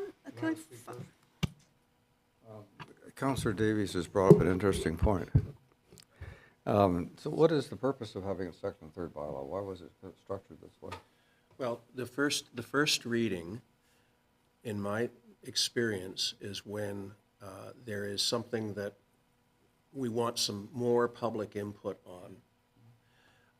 It isn't self-evident like some of the bylaws that we pass that are routine. You know, it's you know, you then need to get into a discussion of the degree of public input. Do we do a survey to every household on every single thing? No, John, I think the answer is no. So I can interrupt you. The question is, why do we have a second and third? Oh, it's parliamentary tradition. So there must be some background to it. But Well, in House of Commons or provincial parliament, first reading is routine. There's then a decision made as to whether it goes off to a committee for detailed submissions. Sometimes it does. Sometimes it doesn't. Very often it doesn't. It gets debated right in Parliament or right in the legislature itself. Sometimes it peels off to a committee, and then it comes back for second and third reading in the House or the Legislative Assembly. so it doesn't sound to me like there's any reason for having a third reading. Well, it's maybe Fred can help me out here. So maybe I can word this in a different way. Like, so it's a good it's a good process. First reading is you're receiving a staff bylaw that you've requested. It may not represent Mono, it may not represent council's opinions, but it generally will represent what is common bylaws across Ontario, unless we're creating a whole new instant, but it's staff's bylaw. Council has chosen, by the clerk's recommendation, to do this public engagement process, which really is you can stand behind your decisions because you've allowed the public a month, 3, maybe 4 weeks, to have their say, and it's advertised on our appropriate channels. So the second reading is really the clerk to present the public opinion, council to debate the public opinion, and direct staff to amend the bylaw according to what council would like to see. So there's your second reading, which would then bring back the third reading. Because it just similar to what John's saying, I think, but just the process of if you had amendments today, major, minor spelling errors or grammar, which don't often happen, but they do, we would send this back for a third. It would come back for a third reading. But that's generally the quest of the second reading, is to council to see the public comments, debate the public comments and institute your own comments and concerns and debate that amongst yourselves to provide the final direction for staff to bring back the final bylaw. So if you're fine with the bylaw at second reading, that's when you have the choice. Remembering very clearly that you allowed this public input between reading 1 and reading 2, which is really, I think, the important part of it, is that the public does get that chance. The other approach is that you simply don't proceed with the motion that's on the table now, and you send it back for staff tweaking, and then it comes back for second and third reading at the same time, just as we're proposing to do now. Or comes back just for third, Well, no, because we've had I- second. No? no, in my experience, we don't have a standalone second reading. We have, if we had to make a change to this bylaw, the motion that I just read would either be defeated or withdrawn to allow the clerk to go and make those changes, and then it would come back for second and third reading. I know it sounds arcane, but I think that Mike and I are sort of saying the same thing. Yeah, no, you are. And, you know, but the second and third reading, I don't know, mists of time, that's my experience. Thank you very much for explaining that. So but I do think, because I have read about the whole legislation and where it all comes from and everything, and I think it's not meant to be second and third together. It may have gotten that way in the interest of expedience and efficiency, because I don't think it's necessarily to separate everything out. I don't think it necessarily means more work for everybody, but I certainly, because you're doing the same amount of editing and so on, but I do think that it takes more time. Well- And so the question becomes, is a new piece of legislation or a new piece of law on our desk as being something that's important, and there's some reason for it to go faster, or can we take our time? Like there's the kite fighting thing as an example in this one. Yeah. There's a certain time that there is a festival that they do the kite fighting, and it's already passed in this year. Well, So- we don't know what that group is doing, but let me give you an example based on a hypothetical based on this example. Say we wanted to make a change, and we said, okay, we're going to give it second reading only today, Fred. Then it comes back, and then we do a third reading.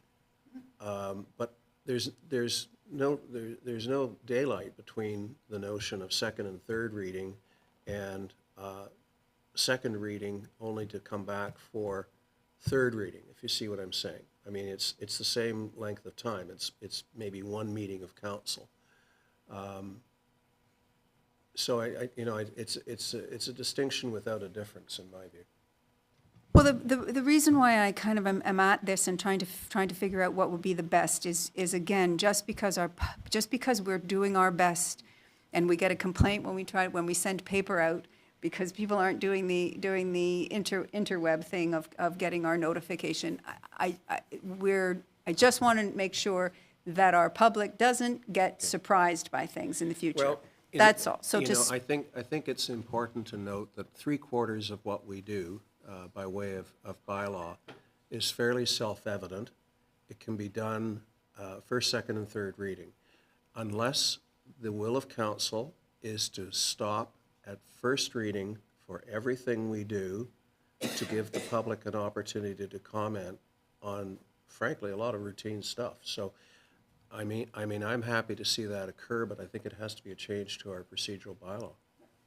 And that's all I'm only asking for, that we pause here just to explain, so that this discussion in itself is there on our recording for our residents to see exactly what first, second, and third is. And that when we pass this now at second and third, as you wish, it doesn't mean that everything is always going to be second and third, Well, or first, second, and third. again, if a member of council thinks that we should go only to first reading on something, we can vote to do that. But we won't always vote to do that, because some of us will be of the belief that it doesn't need that degree of pause. And if we decide that it needs that degree of pause, then we have a decision to make as to how comprehensive the public consultation is. So it's almost a decision tree. Do we go use the expression, the full Monty on public participation, or do we simply rely on the normal online communication technique that we use with publicizing what occurred in our meeting, and maybe having something up online, as opposed to where we're hitting the mailboxes. So, I'm just trying to draw the distinctions here. But this is one where I'm glad that we did the public participation, because maybe we missed something in the way that we handled this initially, and I'm glad to see that it's come back very definitively. And I think the group that put this on last time has moved on to the next municipality and catching them unawares. So, shall I call the vote? No, I just wanted to discuss it, because where else do we get to discuss things? Yeah. Okay, any opposed to second and third reading, and giving me permission to sign this thing and put it to rest? I don't think we should do a third reading. Okay. Anyway, motion is passed, and it can come off our outstanding business list. Next report is from Public Works, having to do with parking bylaw recommendations. And Matt, thank you for doing the analysis. And does anyone have any questions about the recommendations of that report? Ralph? No, having a little trouble with this, it's giving me a little buzz. Matt, I got out my trusty map and went over through this. I just need a little elaboration on the first line. What maybe we should approach it from this standpoint, for my benefit. Where will there be no parking allowed on the first line in the future? Thanks, Councillor Magdalo. So from a point, well, I'll go through them. Are you referring to? Well, I've read each one of those three things there, but in total, this would leave us with no parking somewhere north of Pine Glen Road. I'm not sure what it is. Yes, we have a segment that we're proposing that there is parking directly north of the entrance to Island Lake Park, Glen Gibson Park. And everything else is no parking? Correct. Okay, that's fine. That's And fine. then beyond that, where we're not having issues, north of Pine Glen, we don't have parking there. There's currently parking is permitted. So we don't have any issues with people parking up there, so it wasn't included. Right, okay. Fine. I think that, otherwise I understand it all. Thank you. Any other questions or comments? It's good work, thank you. I have a motion that we direct the clerk to direct the clerk to bring back a bylaw to amend bylaw 2000-12, being a bylaw for the regulation of traffic in the town of Mono. Do I have a mover? Councillor Magdalo, seconded by Deputy Mayor. Any opposed? I'm sorry, what were we doing? We We're- were just we're- bringing it up for discussion by moving it and seconding it, right? I had a Well, it's a question. fourth reading, actually. No, I'm sorry, couldn't help myself. No, we're just asking Fred to bring back an amended parking bylaw. So we're accepting the report. I know, and I was just wanting to ask a question. Did I miss that? Did I miss the opportunity to? No, I missed, if you had a question, go ahead. Well, I was waiting for you to, I was waiting for you to put it on the floor so that we could discuss it, because I thought that, I'm trying to go by procedure here. So I was thinking that was what had to happen. Can I just ask, this is great, and you've added, or we have added parking by our new awesome Lynn Gibson tennis courts. But why are we still having no parking everywhere else? Why are we still doing that? Can I ask that, Matt?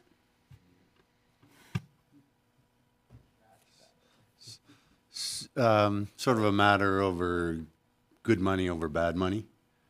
Council took the steps during COVID to implement no parking to control the user impact to our environmental areas, our family parks, and the signs are existing today.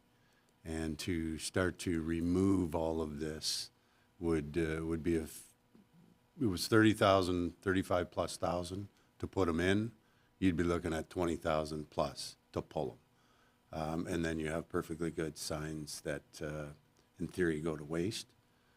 So while we're not affected in these areas, the observation of pulling all these signs where they're not hurting anybody right now are really probably the best financial decision is to leave them. Can I just add, in some cases, I'm going to mention a bad word, near Bruce Trail owned property, they are still needed because we have serious trespassing issues. I'm thinking of the first line from 10 Side Road to Lot 12. I mean, that and from the Lot 12 to Dufferin County Road 8. I mean, those no parking things, it isn't whether we just want to pull the signs. We definitely need that no parking zone because of the trespass problem that we've encountered. Yeah, like I don't think we're really focusing on this one was this bylaw amendment was focusing on Island Lake Family Park, finding a safe location that doesn't impact the residents. So this is the zone that Matt has outlined is the tree line culvert area. So there's no flankage, no side yard. It'll generally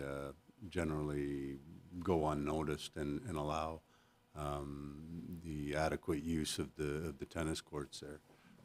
So and then around Mono Cliffs, we've expanded a bit, but the other ones generally we have no concerns or they're working, and we're not having complaints about usage and the Bruce Trail parking lots. You know, they're really sized a certain way to keep their impact to that level, and hopefully they continue to work for them. I think it's fair to say as well that a lot of it was done to protect our shoulders, because some of the parking that was occurring wasn't very safe because people weren't really pulling off the road because there was nothing to pull off to, lest they start eroding the shoulders. So I think that was one of the motivators. And our residents will appreciate the fact that we've lightened up a little bit, and now there are now places where they can park without having to go into the lot of doom on Third Line. And I think to continue on that, John, and on Deputy Mayor Nix, we did have the fall viewing season was a very unsafe impact to the roadways with respect to how people were parking or not parking. So this bylaw in front of you, or this recommended changes today, will cover that off nicely for us and not have that impact, and it'll force people to utilize the provincial parking permit system, which is generally based on the environmental impact that they want on the park. So. And reminder to council that we have identified higher priorities for our bylaw enforcement folk, and we're going to have a discussion about that later. But currently, I think we do have priorities apart from parking enforcement to consider and pursue. So. Can I just comment on that one? So that was kind of what I was wondering, knowing that coming up a report of the bylaw enforcement and knowing that the parking tickets are way down from the height of COVID. We put the signs in, so is it working, or are they not parking there, or are we not looking for them because our bylaw officers are busy doing other things?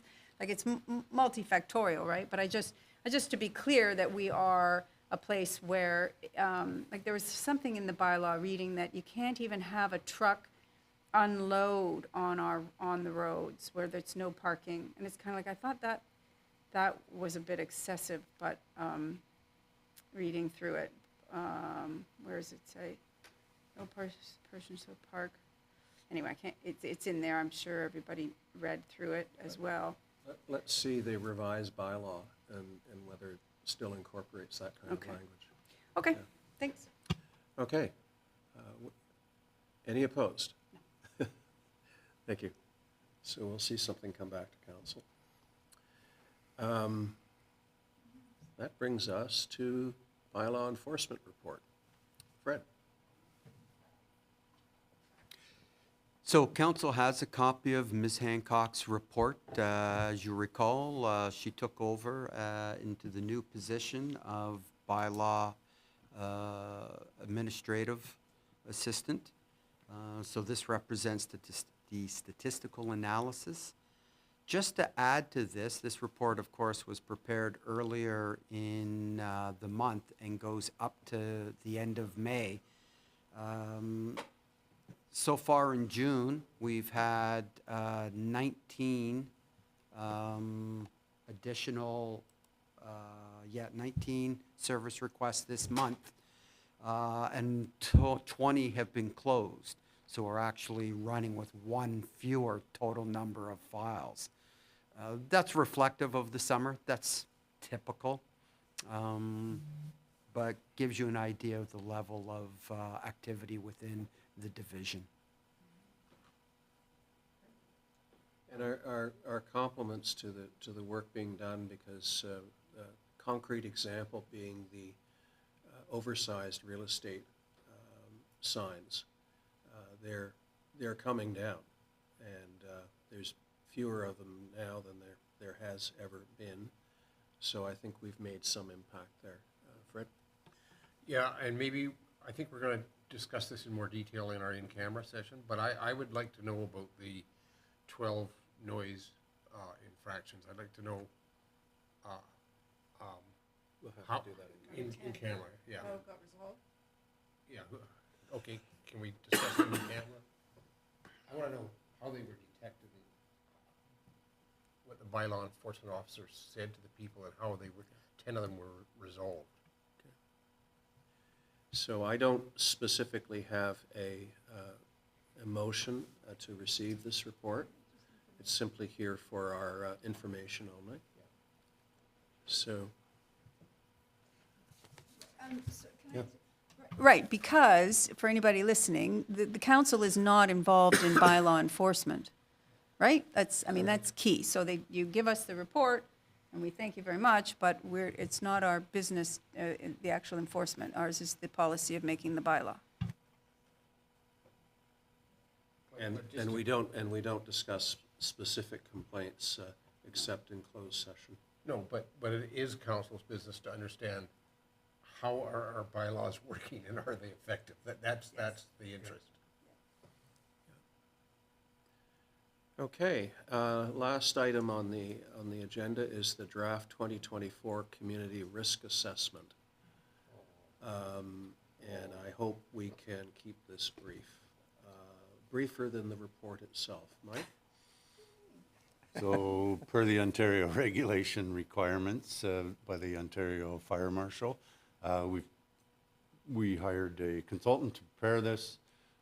Pretty typical report that's probably across Ontario. And should council have any questions, I'd be more than happy to discuss them. But there's definitely, there was one misnomer in it that I wanted to clarify, and that was the statement on 5 abandoned gas wells. After further research, 3 of those are geological investigation from the 1920s by some geographers. So those are north, and then very interesting to find that there used to be a Hockley Oil and Gas Company, located. Those 2 wells that were gas wells are generally in the south end. And I'm going to work with Andrew maybe to link to the provincial funding that's available right now and how to check and assess any wells on your property. So, but that's the extent I have of those. Fred? Yeah, I had 2 questions. And I have to preface my first question with just this comment that when I read through all the recommendations, I guess the overwhelming thought I had was, wow, this is going to be a lot of work, you know, signs or notices on our website or this, that, or, I mean, okay, does staff have any sense of the resources required to implement all of these recommendations? That's my first question. Let me just ask the second one, so I got both of them out there. The other thought I had when I read this, okay, they've been through Mono, this consulting company, they've listed all the risks and their proposed, the way we get rid of those risks or mitigate those risks. So now we're going to, let me just give one example. We're going to give the copy of this to the Shelburne District Fire Board. I guess my concern was this, and this is the question. The Shelburne District Fire Board is going to presumably get 4 other reports from 4 other municipalities.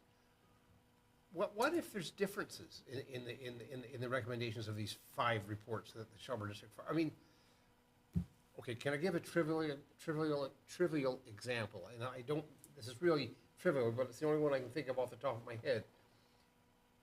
Their recommendation is that in the town of Mono, we have some bodies of water where maybe we should post signs saying thin ice.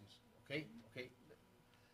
What if Mulmer, Shelburne, Melanchthon, and Amaranth don't have that recommendation? You'd put, well, Shelburne District Fire Board isn't a good example because no bodies of water exist up in their service area. But you get my point. My point is, how do we tell the fire departments, here's our report, and by the way, hopefully it's got the same recommendations as your other municipalities? That's maybe that's not a question, maybe that's a concern I have. So 2 questions. How much work, and how do we know whether this is going to be similar to other reports fire departments are going to get? I would think the recommendations are going to be fairly similar, and if they are different, then maybe if there is a recommendation for Shelburne, that's something that we could definitely look at through our chiefs. I think that really to get this into our chiefs' hands and help staff, myself mainly, to understand, you know, who's doing the education, who's doing the outreach. Does Rosemont have what Caledon can provide us, or those are the things I really want to look into with this, and that's what I'm hoping the conversation that starts by providing copies to Shelburne. And the thin ice example, the town has to protect itself from liabilities. Maybe you're talking about water rescue, I think maybe more. On the particular example I picked, Mike, on thin ice, first of all, the only body of water we really have to be concerned with is Island Lake. And CBC they put up signs about thin ice, and they check the thickness of ice. So the town doesn't have any liability there. The only other body of water we have is the Nottawasaga River. And I will say flat out, it would be impossible to put signs along there saying thin ice. I mean, the ice changes every day. You just couldn't do it. And besides, the river goes through, all of it goes through private property. The town is not going to walk across my back lawn and say, hey, Fred, the ice is thin today, I'm going to put a sign up. Yeah, so my hopes are to meet with the chiefs individually and start to talk about this, like it just, the recommendations. As for staff, wouldn't have an answer for that until I meet with the chiefs. You know, I wanna, the one of the biggest things that concerned me in it was the potentially lack of educational outreach. That you know, I want to make sure that's covered off, that our website is sharing and/or posting fire safety information at the appropriate times of year, and work with Andrew to continue for him to post that stuff. So as for bylaw amendments and stuff, Fred and I will work through that. But right now, we're not looking at a major issue other than we need to guide ourselves through these recommendations. Can I make the comment that I think some of the recommendations are silly? Fires have to be in the backyard. You want to come to my house and see It's, what that is? It's a, That's what it says. It's just, I mean, that's just for someone who lives in the country. Take Ralph's house. I mean, where's your backyard? Where's your, I mean, it just doesn't make sense to. Yeah. we have our bylaws in place that guide ourselves, and like I say, a lot of these, a lot of comments may or may not reflect the rural population. My fire pit's in my front yard as well. So, but yeah, it's just it's meant to be. It's a lot of pages that's meant to be taken for educational, and we'll guide ourselves on what needs to be implemented. And like I say, I think that one of the biggest gaps that I found was the potential educational requirements that concern me, that we're not doing an annual. What I found troubling, maybe I missed something as I went cross-eyed trying to get through this report, didn't do my one eye any favors. But was there ever any spot where they actually listed in priority what their major concerns or recommendations were? Was there any attempt to prioritize? Because this is a word salad of it's just incredible. Like you don't know where to begin. Yeah, they do at the risk, like Councillor Davies is saying, there is a risk. So the high and the risks would be. But as for what you're asking for, no, they're segmented by. They have the color coded, high, high. For the overall, right? But that's not what I'm saying. It's like we need to know what we need to act on, regardless of whether it's high, medium, or low, and in what order. Yeah. I found it fascinating, their fixation with sprinkler systems for residential residents. It's not required in the building code. It may end up being, and it's maybe a great idea, but if they mentioned it once, they mentioned it 5 times. The other thing that I found interesting, and Elaine Capes will find this intriguing, they say that we should have a short-term rental bylaw, if only to require fire inspections, and I think that's a good idea. I mean, the fire inspection piece is a good idea, but they seem to have a fixation on that as well. Elaine, did you have anything to add? Thank you, John. You are absolutely reading my mind. I was absolutely thrilled to see all the references to short-term stay licensing for proper bylaw enforcement and education for people to know what's safe, what's not, and to make sure that, we're not increasing problems for people who want to get licensed and do this. And I think I was really happy to see all this.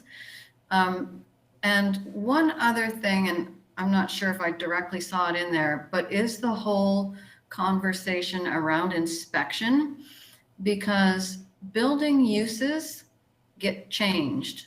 And I'm not targeting anybody here, but they get changed from being a dog kennel into being some kind of other gathering ground. And I've seen several of these, and I don't know the process. I've asked our chief about what is the process for making sure if a building use has changed and now it's being used to bring people together in large groups and numbers, what do we do to inspect that facility to make sure that it is safe to conduct that, business of whatever it's changed to? I've had a couple of citizens call me about things that they've seen, and I've, done a little looking and gone, that's not safe. Like a building that's not built for 150 people, with 150 people in it, with all these big heat lamps inside it, because it's not got the right infrastructure to provide heat. Like that's a disaster waiting to befall some innocent people. And I would never, ever, ever want to see that. So I have a strong, I guess, desire to make sure that we know when we perform inspections on buildings when they change their use. So that's a concern. But the other one, the short term, thank you, John, that you read my mind. And absolutely, I was really happy to see all that.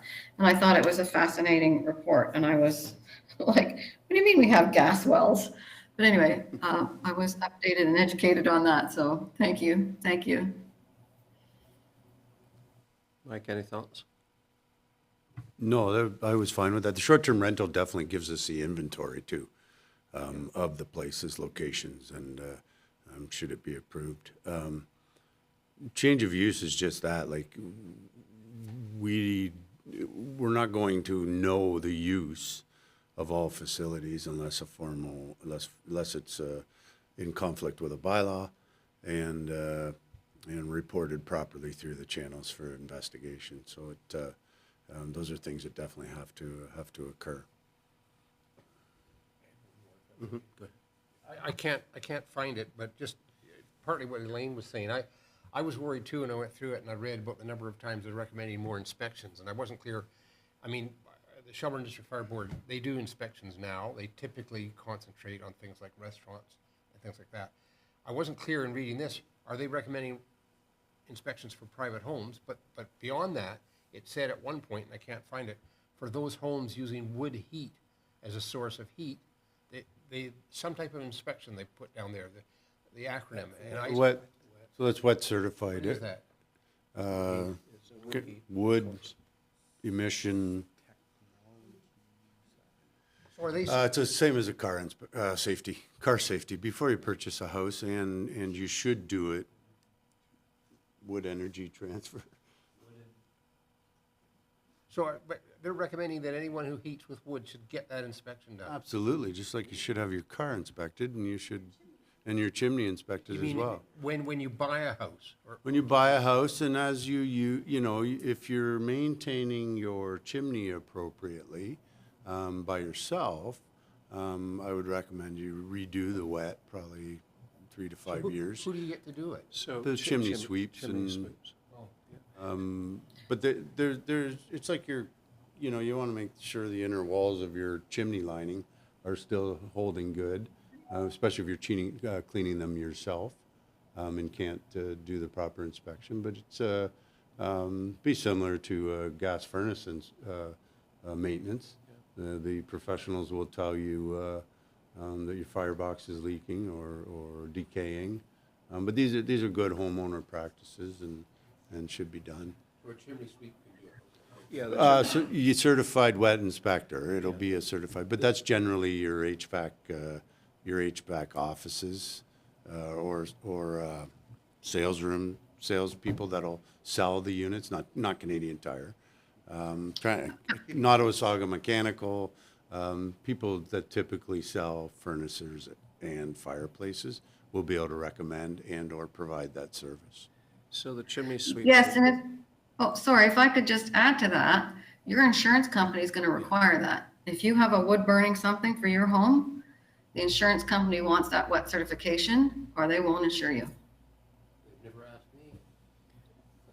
Well, if you read the fine print on your insurance, you'll find something that lets them off the hook in the event of a fire. If you haven't maintained your chimney, and if you haven't had a wet inspection by virtue of the chimney sweep being accredited to do that. And speaking of that, I'm getting a call from Bryant's Fuel as we sit here, and they want to schedule a follow-up inspection that they did on propane lines and things like that.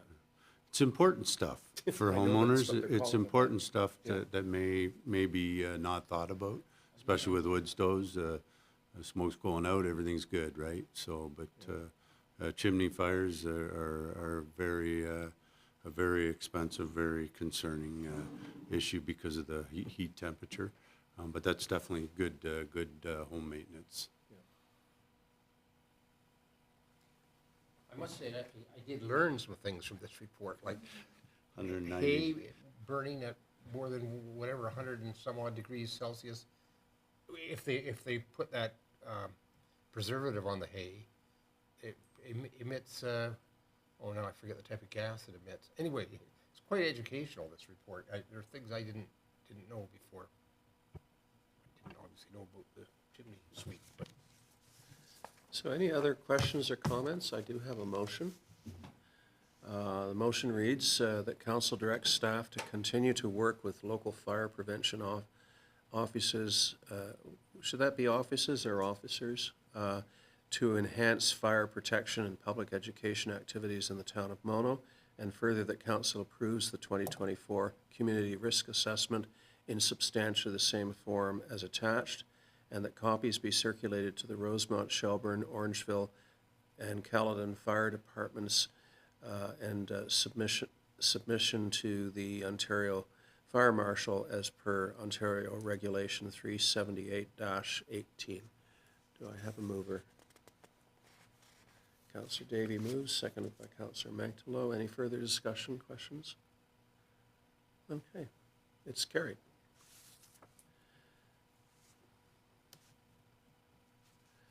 So, moving to the motion requested by Councillor Capes, whereas Section 259 of the Municipal Act states that the office of a member of council of a municipality becomes vacant if the member is absent from the meetings of council for 3 successive months without being authorized to do so by a resolution of council, and whereas Councillor Capes has requested a leave of absence from council for personal reasons, now therefore be it resolved that council for the town of Mono grants a leave of absence to Councillor Elaine Capes pursuant to Section 259, subsection 1, subsection 3 of the Municipal Act 2001 as amended until September 24th, 2024.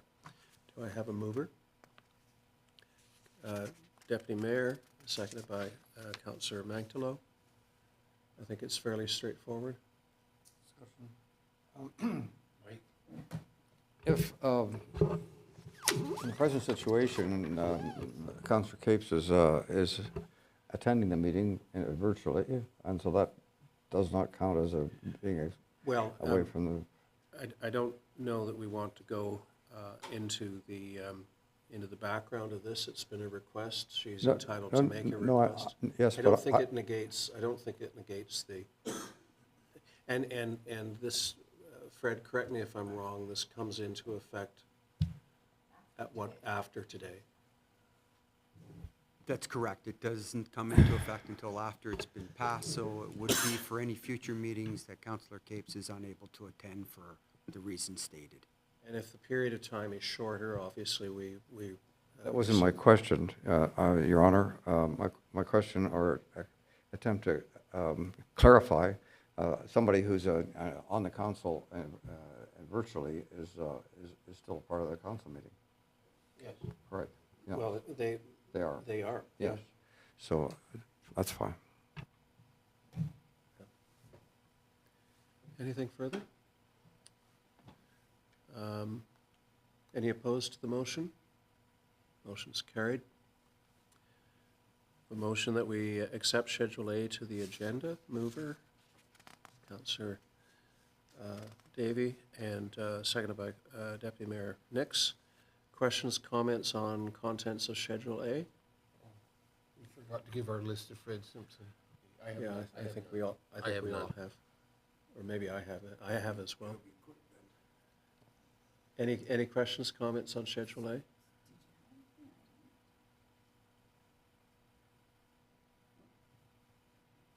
Seeing none, any opposed to the motion? Motion is carried. Burning along here. Next motion is that council moves into a closed meeting pursuant to Section 239 of the Municipal Act 2001 as amended at 11:25. Oh, sorry, Fred? So, Your Worship, that is the next prepared resolution, but there are a couple of other items on the agenda before Oh, in my camera. apologies. Oh, of course. Reports of members of council.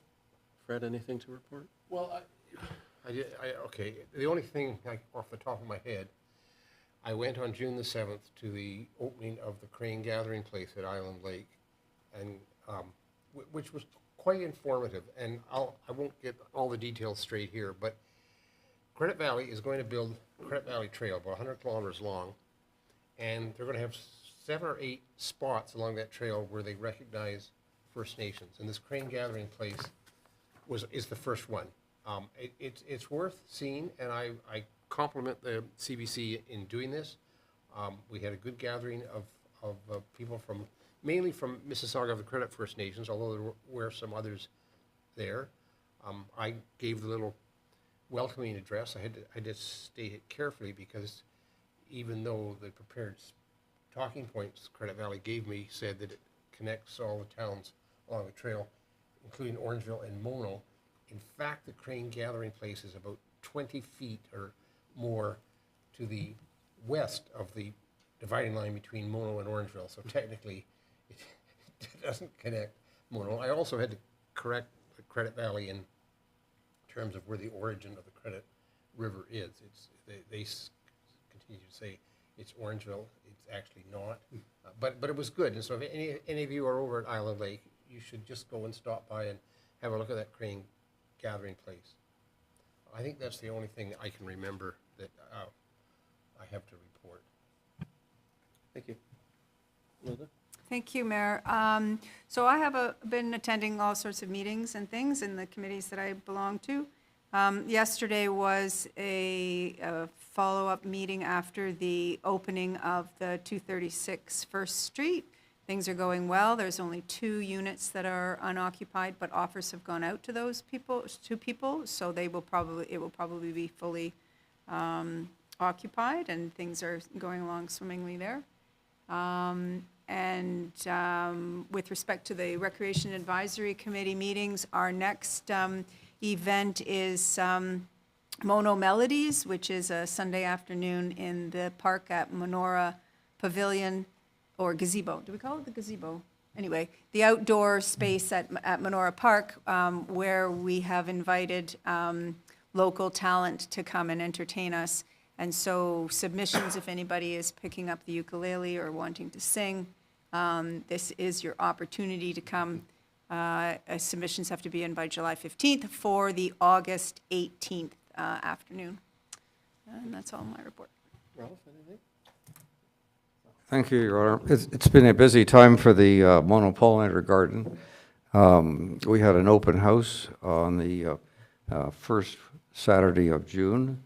This was moderately well attended. It was a drop-in affair. It's an early time to have an open house. We'll probably rethink it because the place isn't looking its best at this time. But it was also attended by our CAO, which I very appreciated. And then last Saturday we had the festival. This is the second festival. It was well attended. I estimate about 130 participants or attendees. There were 2 speakers, Sean James and Don Scallon. And Don Scallon's really got our attention talking about trees because the first part of his speech he went over all the trees that are dying or are dead, such as the American chestnut, the Dutch elm, the ash trees, the canker getting the walnut or the butternut trees, etc. And it just goes on and on. It's really upsetting. And then now the new one is coming in. It's also fatal, and we don't know how bad. And this is the oak wilt disease. And it's across the border at Niagara just in the last year or 2.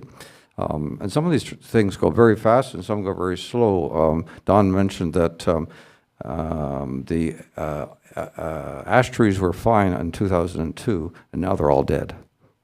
22 years. There's very few ash trees that are not dead.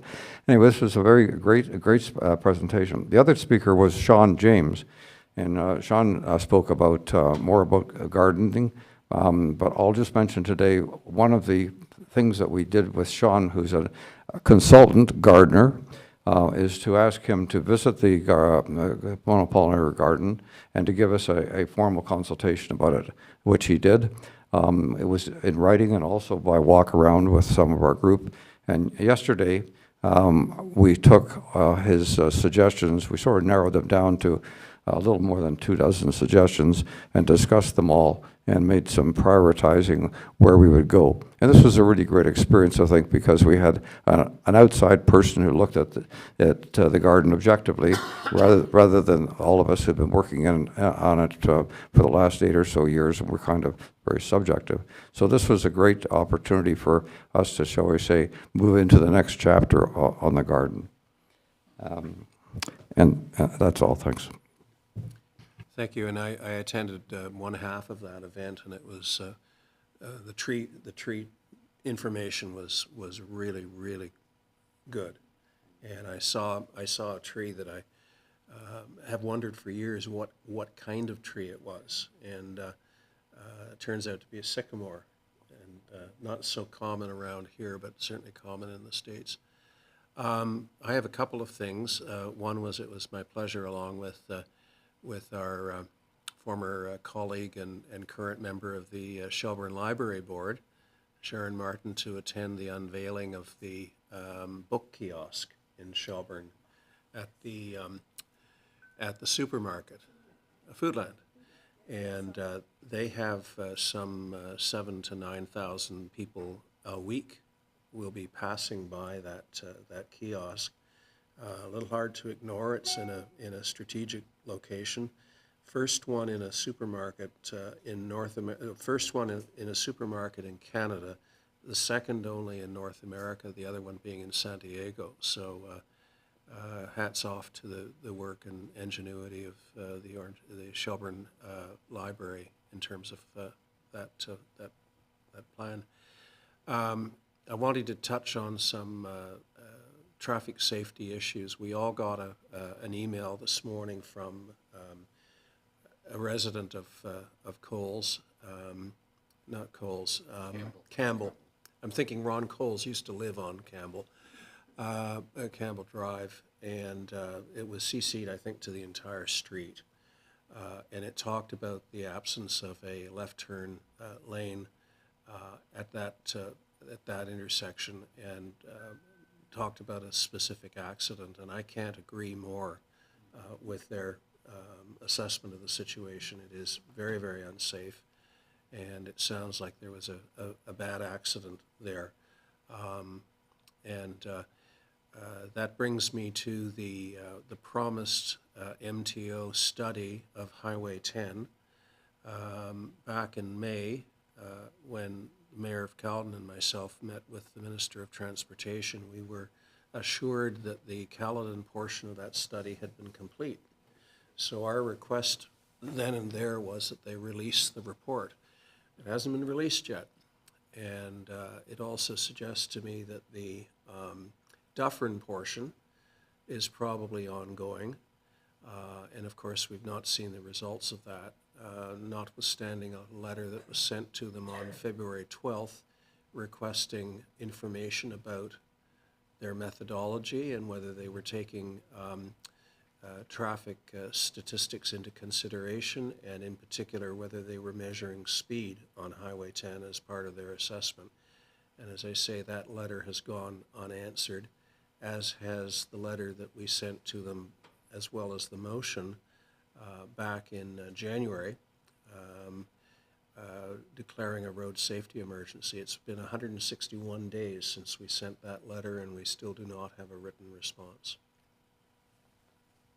Thank you, John. That's very interesting. I've seen a whole lot of police activity on Highway 10, and so there's a lot of data. There's a lot of data for them.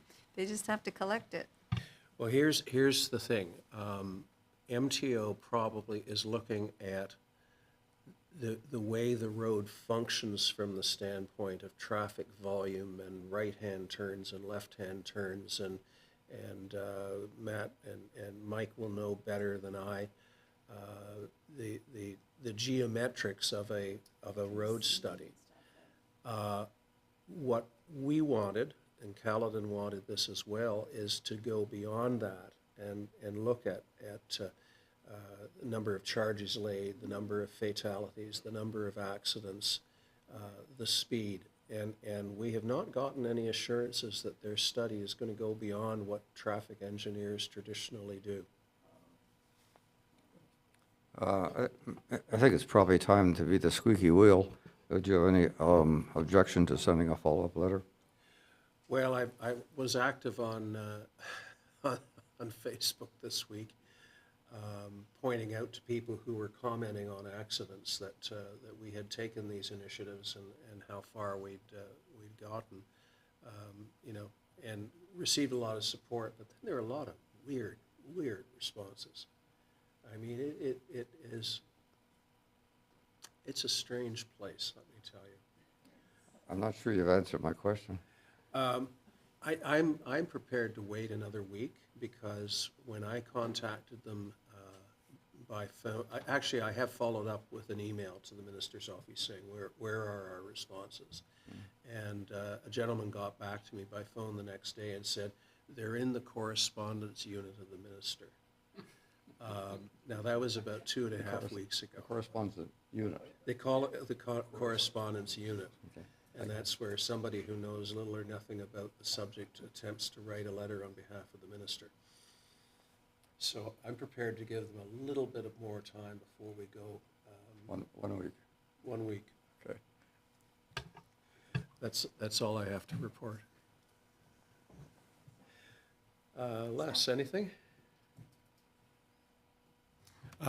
This morning you had a representative from Watson's doing the DC study. Next council meeting, we'll have another representative from Watson doing the asset management plan.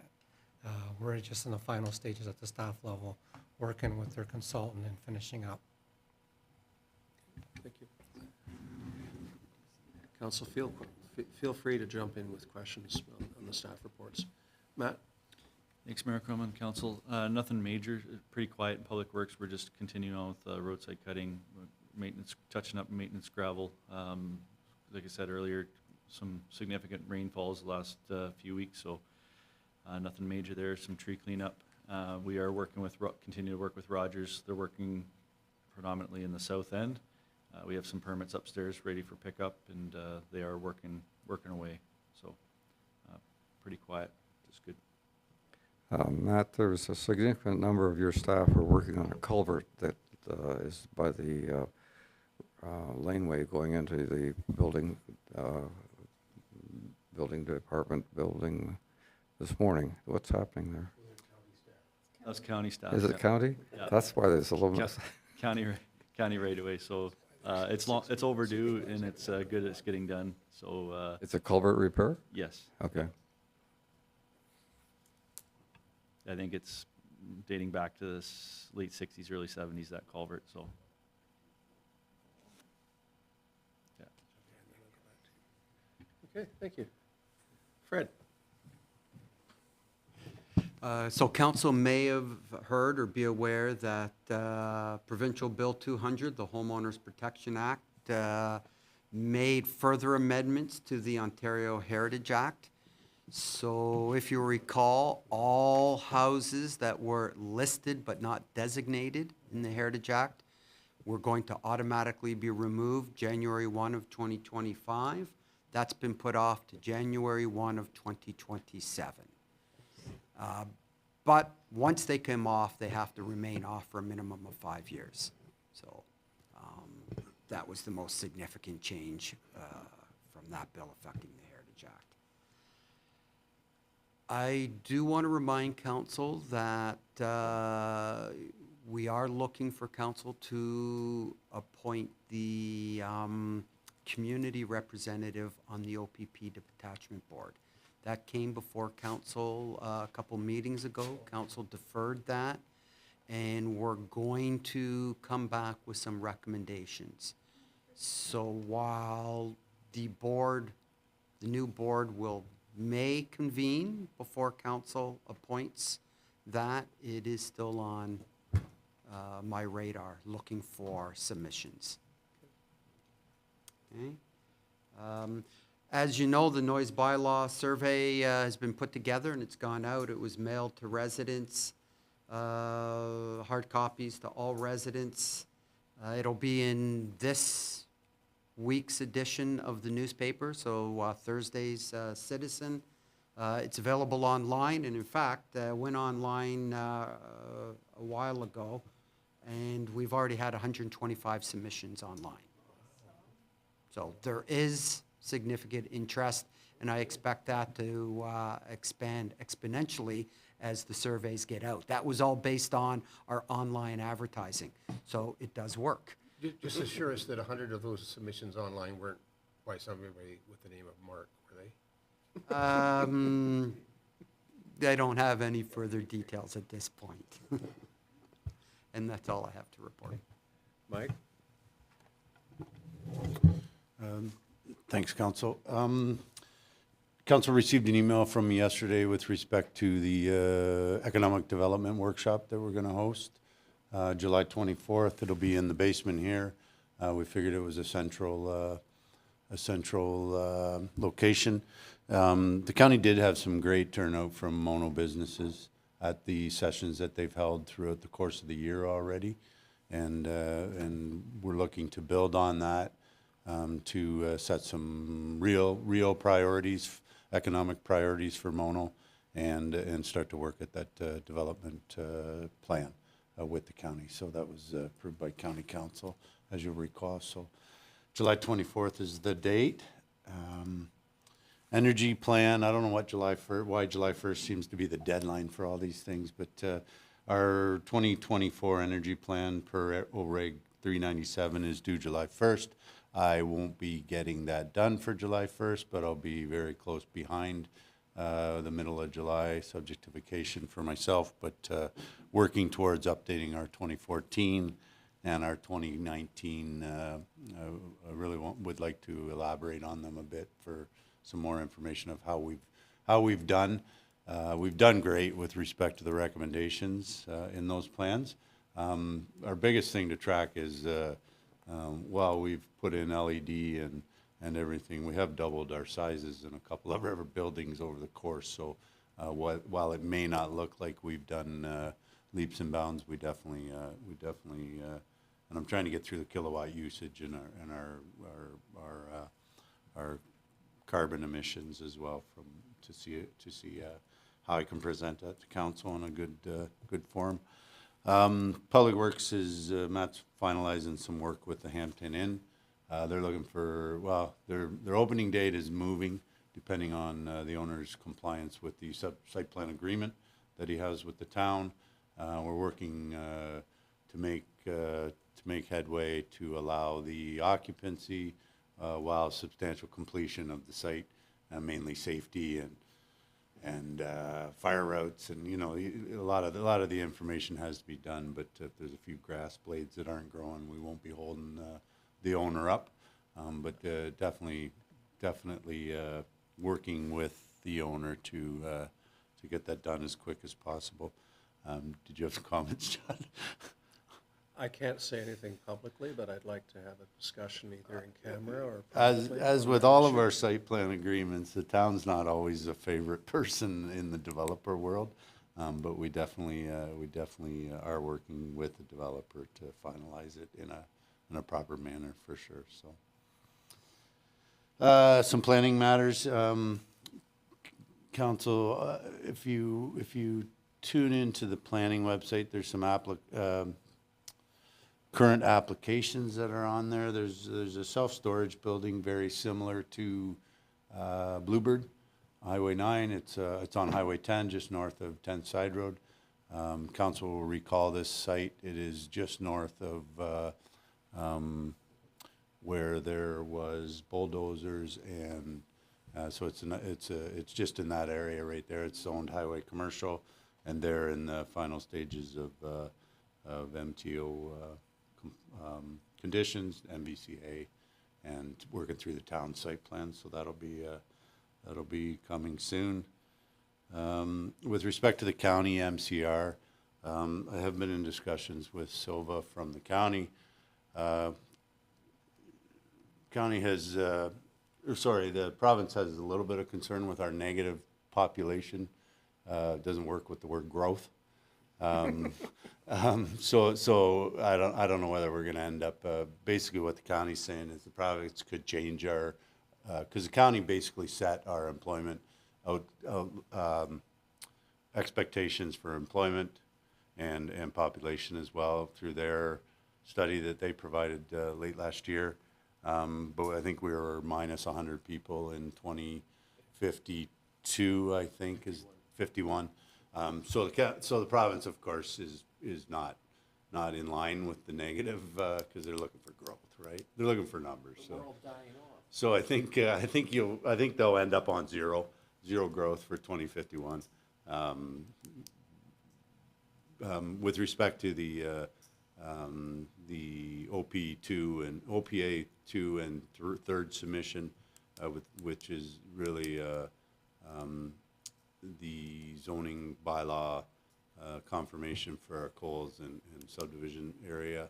The county said, or the province has noted that it shouldn't be much longer based on the feedback for them to provide us with an outcome of that. So CCDI, as Deputy Mayor Nix spoke about, the Brave Canoe and the works with them. The DEI committee is working through, there's an Indigenous website that I've come across now, and we're working either with Brave Canoe or within our own selves to recognize the Truth and Reconciliation dates coming in September. So we'll have a backup plan, Fred, I think Brave Canoe is overwhelmed right now with the response and the wish of many to have them at their services.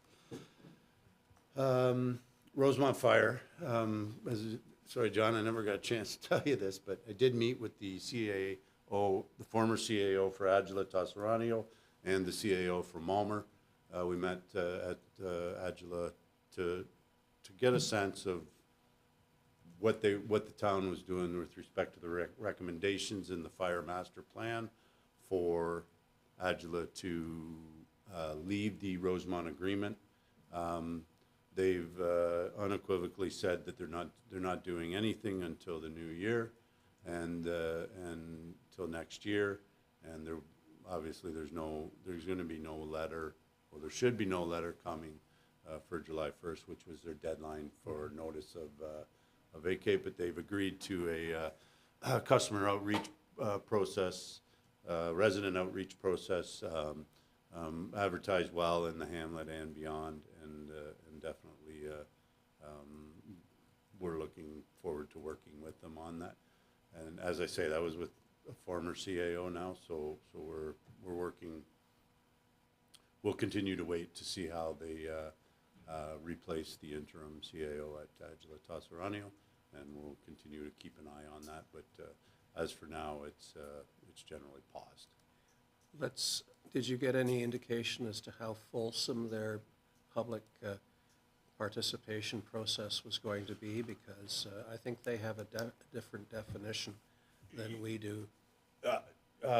Tracy from Malmer, CAO from Malmer, and myself, we came away feeling good, but like I say, that was the former CAO now.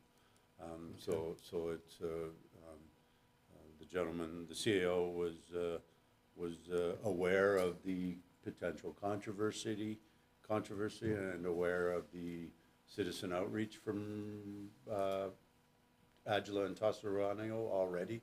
I think it was a tad overwhelming, and I think he was going to respect the citizen outreach in a way that is very, very upfront. So.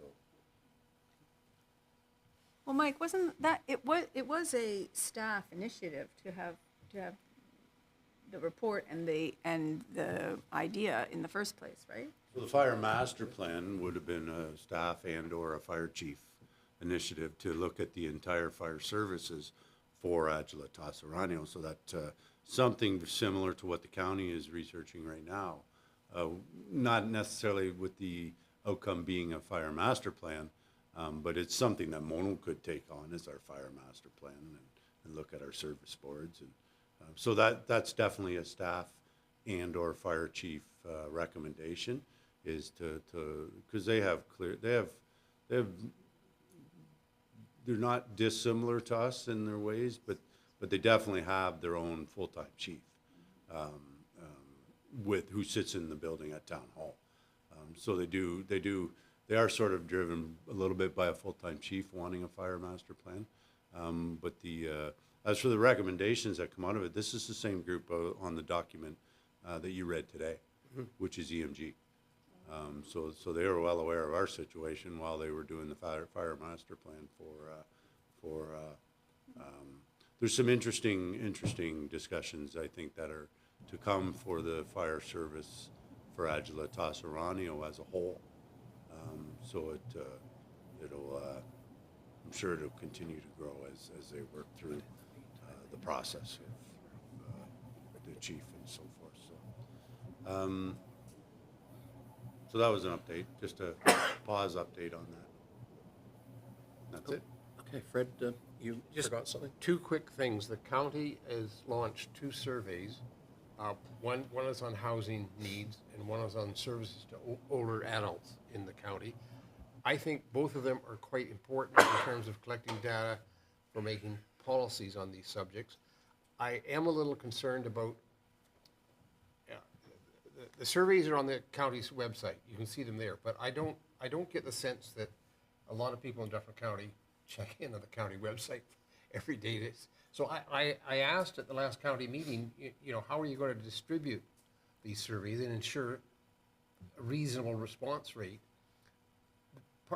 I'm not sure of the answer. Part of the answer was, well, we've sent the surveys to the 8 municipalities. So I think I asked Fred, our clerk, maybe Mike, I'm not sure. I asked one of you, have you got the surveys and what are you supposed to do with them? These are, maybe all we do is make a reference on our website to the surveys. These are, I think, important, particularly the older adult survey, because it's going to ask people. So I have a staff representative going to the session today at Menorah, which is on housing for municipal, for administrative level. So that is going on today. I'm impressed at how many surveys got approved at the county, and quite frankly, having a little trouble keeping track of what is happening right now. But Fred and I, if we do get a second request from the county, we'll be more than happy to fill it out.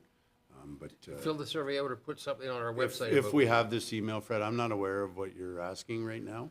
Well, I am aware that they're looking at housing. I think the question is the county has surveys. Can we establish a link to them on our website? Is that what That would be fair. If Andrew, if you have your ears on, we'd be more than happy to discuss that after the meeting for sure. Yeah. No problem. Okay. So that takes us to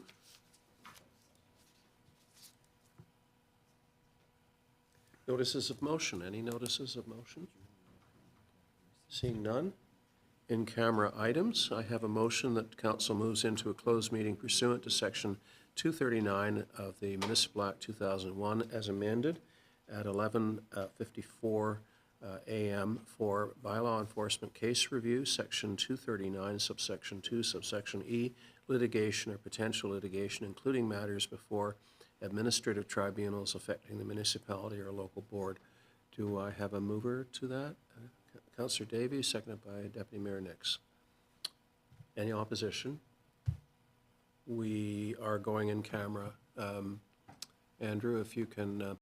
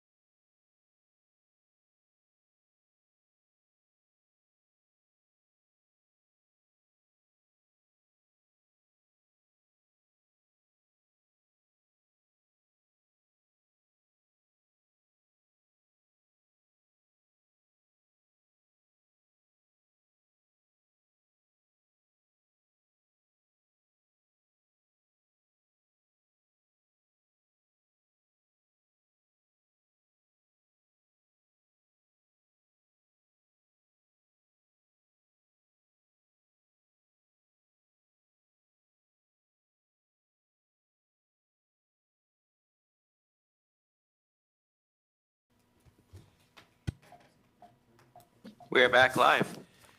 Thank you, and I have a motion that we rise from an in-camera session at 10 minutes past 1 in the afternoon. A mover, Deputy Mayor, and seconded by Councillor Davey. No opposition. And I have a motion that we introduce and give the necessary readings to a bylaw to confirm the proceedings of Council of the Town of Mono in Session 11-2024 held on the 25th of June, 2024, that it be signed by the Mayor and Clerk, sealed and engrossed in the bylaw book. Do I have a mover? Councillor Mantalo, Councillor Davies seconds. Any opposition? No opposition. I have a motion that we adjourn this meeting at 11 minutes past 1 in the afternoon. Mover, Deputy Mayor, seconder, Councillor Davey, and that motion passes. Thank you, everyone.